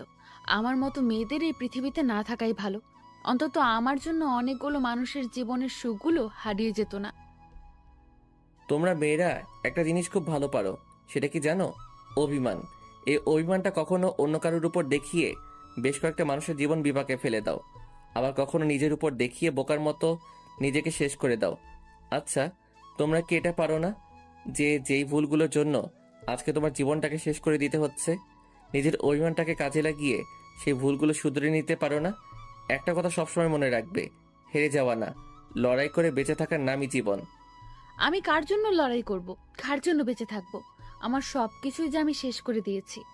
দেখো রিয়া, জীবনে সবকিছু যেখানে শেষ হয়ে যায় সেখান থেকে আবার নতুন করে শুরু করতে হয়। তুমি রেস্ট নাও, আমি ডক্টরের সাথে একটু কথা বলে আসতেছি। কথাটা বলেই আমি ডক্টরের কাছে যাওয়ার জন্য যেই পা বাড়ালাম, তখনই রিয়া আমাকে পেছন থেকে ডাক দিল। সাদ, পিছনে ফিরে ওর দিকে তাকিয়ে বলো। তুমি আমার আব্বু আম্মুকে এই ব্যাপারে কিচ্ছু জানিও না প্লিজ। আমি আর কাউকে কষ্ট দিতে চাই না। আচ্ছা তুমি রেস্ট নাও, তোমার আব্বু আম্মু কিছু জানবে না। তারপর ডক্টরের সাথে কথাবার্তা বলে যতটুকু বুঝতে পারলাম, অন্তত 3 দিন রিয়ার মেডিকেলে অ্যাডমিট থাকা লাগবে। রাত প্রায় 2টা। আমি রিয়ার পাশে বসে বেডের উঁচু মাথাটায় হাত দিয়ে তার উপর মাথা রেখে ঘুমিয়ে গিয়েছি। রিয়ার ঝাঁকুনিতে ঘুম ভাঙল।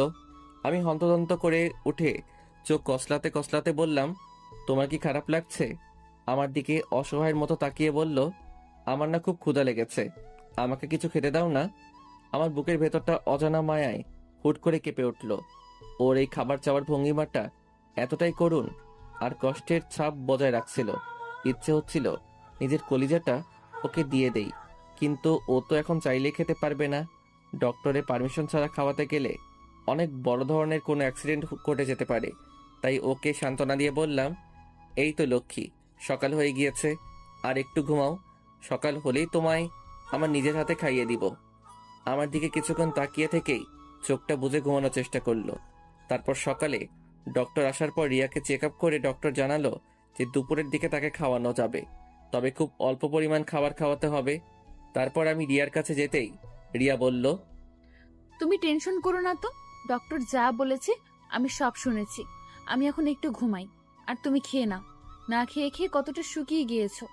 আচ্ছা তুমি ঘুমাও, আমি খেয়ে নেব নে। না, তুমি এক্ষুনি খাবা। যাও খেয়ে নাও, আমি ঘুমাচ্ছি। কি হলো? তুমি ঘুমাও, আমি খেয়ে নেব। কথাটা বলে আমি রিয়ার কপালে একটা চুমু এঁকে দিয়ে ওর মাথায় হাত বুলাতে লাগলাম। কিছুক্ষণ পরই খেয়াল করলাম রিয়া ঘুমিয়ে গিয়েছে। এই পরিটার চেহারাটা এই কয়েকদিনের ব্যবধানে একেবারে রানু মণ্ডলের আকার ধারণ কইরা লাগছে। পরের দিন রিয়াকে মেডিকেল থেকে বাসায় নিয়ে গেলাম। রাতে খাবার খেয়ে রুমে এসে শুয়ে বিশ্রাম নিচ্ছি।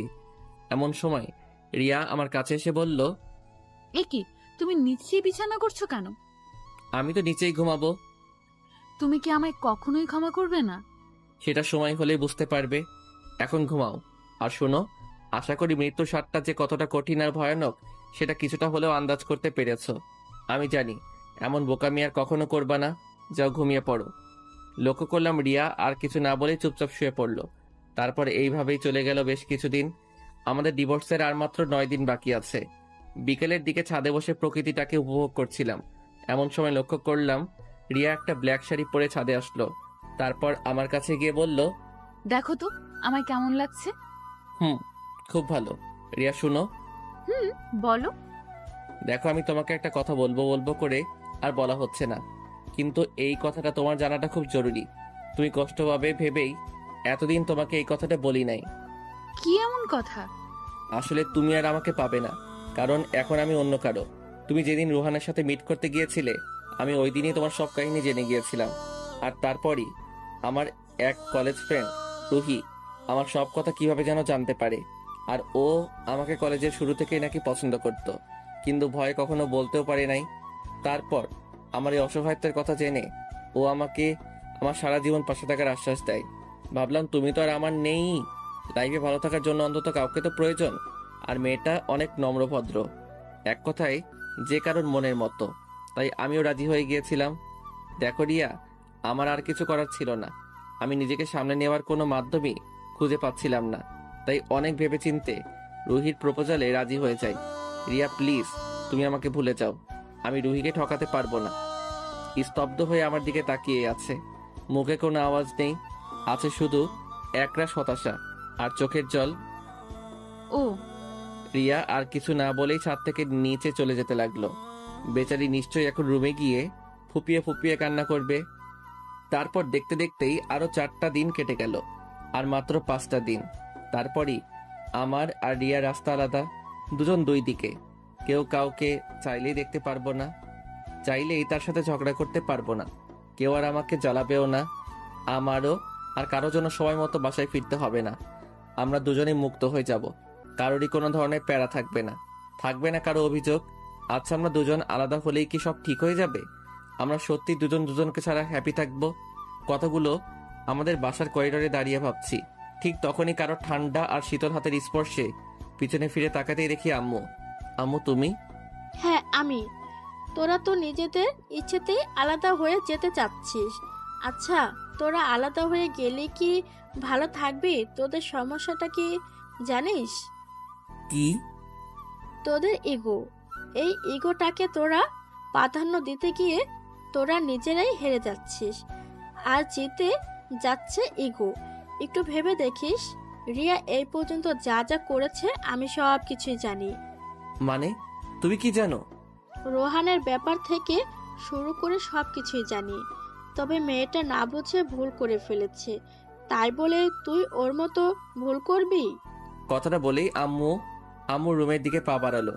আমারও কেন যেন কিছু ভালো লাগছিল না, তাই রুমে গিয়ে একটু ঘুমানোর চেষ্টা করলাম, কিন্তু কিছুতেই ঘুম আসছিল না। এমন সময় রিয়া এসে বলল, তুমি কি ফ্রি আছো? কিন্তু কেন? না মানে একটু আমাদের বাসায় যাবা? আব্বু আম্মুকে খুব দেখতে ইচ্ছে করছে। কিছুদিন পরেই তো একবারের জন্য তোমার আব্বু আম্মুর কাছে চলে যাবে। এই কথাটা বলতে গিয়েও কেন যেন বলতে পারলাম না। আচ্ছা, কখন যাবে? মুখে মলিন হাসি বজায় রেখে বলল, বিকেলে। আচ্ছা ঠিক আছে। তারপর বিকেল হতেই রিয়াকে নিয়ে ওর বাসার উদ্দেশ্যে রওনা হলাম। গাড়িতে বসে আছি, এমন সময় রিয়া আমাকে বলে উঠল, সাত, এইটা হয়তো আমাদের বাসায় তোমার শেষ যাওয়া, তাই না? হয়তো। আচ্ছা, তোমার হাতটা একটু ধরতে পারি? আমি রিয়ার দিকে তাকাতেই দেখি ও কান্না করতেছে।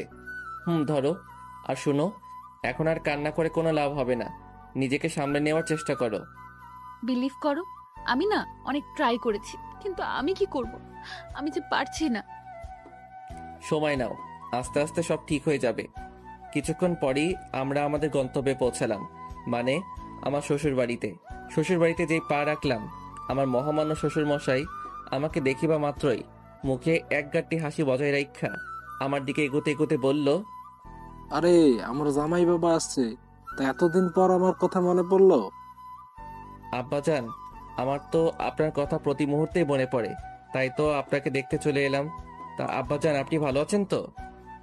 হ বাবা, তুমি চলে আসছো না, এখন তো এমনিতেই ভালো থাকুন। যাও বাবা, ফ্রেশ হয়ে রুমে গিয়ে একটু বিশ্রাম করে নাও। তারপর শাশুড়ি আম্মার খোঁজ খবর নিয়েই ফ্রেশ হয়ে রুমে এসে বিশ্রাম নিচ্ছি। এমন সময় আমার শাশুড়ি আম্মা আইসা আমার আব্বু আম্মু সহ আমার 14 গোষ্ঠীর খোঁজ খবর লইয়া আবারও আমার একা রুমে থইয়া আমার শাশুড়ি আম্মা ভাগা দিল। তারপর ঘন্টাখানেক শ্বশুর বাড়িতে কাটাইয়া আবারও রিয়ারে লইয়া আমাদের বাসার উদ্দেশ্যে রওনা হইলাম। পরের দিন আর মাত্র 2 দিন, এই 2টা দিনই আমি আর রিয়া একসাথে থাকতে পারবো। তারপরই সব শেষ। দুপুরের দিকে মোবাইলের কলের রিংটংটা বেজে উঠতেই দেখি রুবেলের কল।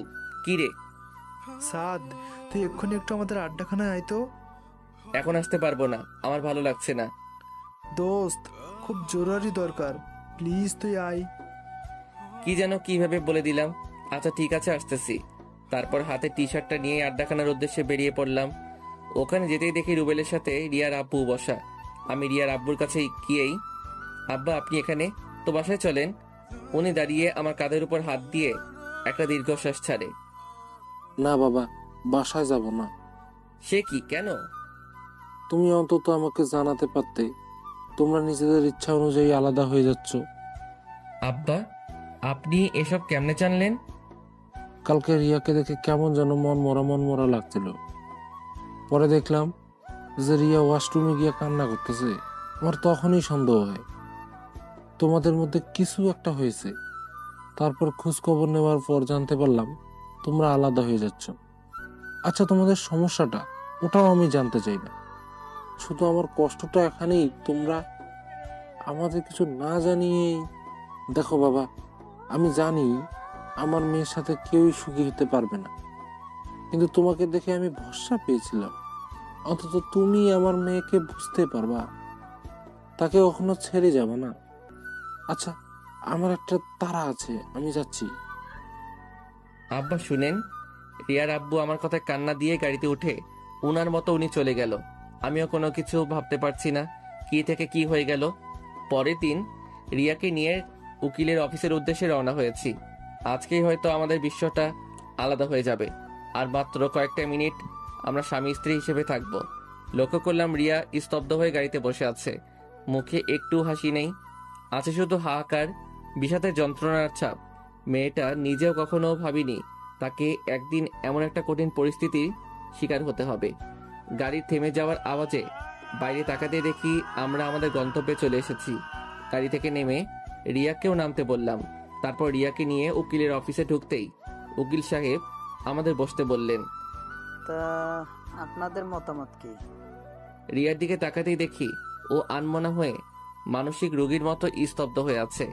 আমি রিয়াকে একটা ঝাঁকুনি দিয়ে, রিয়া তুমি ঠিক আছো তো? আমি ঠিক আছি। উকিল সাহেবকে উদ্দেশ্য করে, আমরা এই 3 মাসে যতটুকু বুঝতে পারলাম আমরা কখনোই আলাদা হয়ে ভালো থাকতে পারবো না, সো আমরা ডিভোর্স চাচ্ছি না। আমার মুখে এই কথাটা শোনা মাত্রই রিয়া হা হয়ে আমার দিকে তাকিয়ে আছে, মনে হচ্ছে আমাকে ও এর আগে কখনো দেখেই নাই। তারপর আমি রিয়ার হাতটা ধরে হ্যাঁচকা টান দিয়ে চেয়ার থেকে উঠিয়ে একটা মুচকি হাসি দিয়ে বললাম, এই যে মিস চলেন, বাসায় যেতে হবে। তারপর রিয়াও একটা সেই লেভেলের হাসি মাইরা কইল, চলেন আমার বাবুর আব্বু। তারপর সোজা গাড়িতে উইঠাই বাড়ির উদ্দেশ্যে রওনা হইলাম। গাড়িতে বসে আছি এমন সময় রিয়া বলে উঠল, আচ্ছা, একটা কথা আমি কিছুতেই মিলাতে পারছি না। কি কথা? তুমি রুহির কি হবে গো? লেখকা, তাই তো। আচ্ছা সমস্যা নাই, তোমার সতীন বানাইয়া নিমু। কি হারামজাদা, তুই শুধু আমার, অন্য কেউ ভাগ বসাতে আসলে মেরে তক্তা বানিয়ে দেব। ভাইরে, এইবার আমার কলারটা ছাড়। আর রুহি বলতে কেউ নাই, ওটা এমনি তোমাকে বলেছিলাম। কি? তার মানে তুই আমাকে কষ্ট দেওয়ার জন্য আমার বুকের কাছে জড়িয়ে নিয়ে ওলে আমার সোনাটা, তোমাকে কষ্ট দেওয়ার জন্য বলি নাই তো। তুমি যেন আমাকে কখনো ছেড়ে না যাও, ওই জন্য ওইটা করেছি। এখন তো বুঝতে পারছো প্রিয় মানুষটা অন্য কারো হয়ে গেলে কতটা কষ্ট হয়। I am really sorry. এই লক্ষ্মী, সরি বলা লাগবে না। তারপর বাসায় ফিরতেই আম্মু আমাদের দুইটারে এক লগে দেখা সেই লেভেলের শখ খাইয়া ফিট হইয়া গেল। আর খুশিতে গদগদ করতে আমার পেটে একখানা গোতা মাইরা কইল, আমার কিন্তু খুব তাড়াতাড়ি একটা নাতি চাই। আমিও এক ডিব্বা লজ্জা লইয়া ওই স্থান থেকে ভাগা দিয়া সোজা আমার রুমে আইসা শুইয়া ঘুমাইতে লাগিলাম। রাতের খাওয়া দাওয়া শেষ করে রুমে আসতেই রিয়ারে কইলাম, বউ গো। বলো। আমার পরাণের স্বামী। আম্মা আজকে কি কইছিল মনে আছে? উনাকে ডাকে একটা নাতি আইনা দিতে হইব। যা, তোমার লজ্জা শরম নাই? পাঠকদের সামনেই এসব কথা বলতেছো। তাই তো।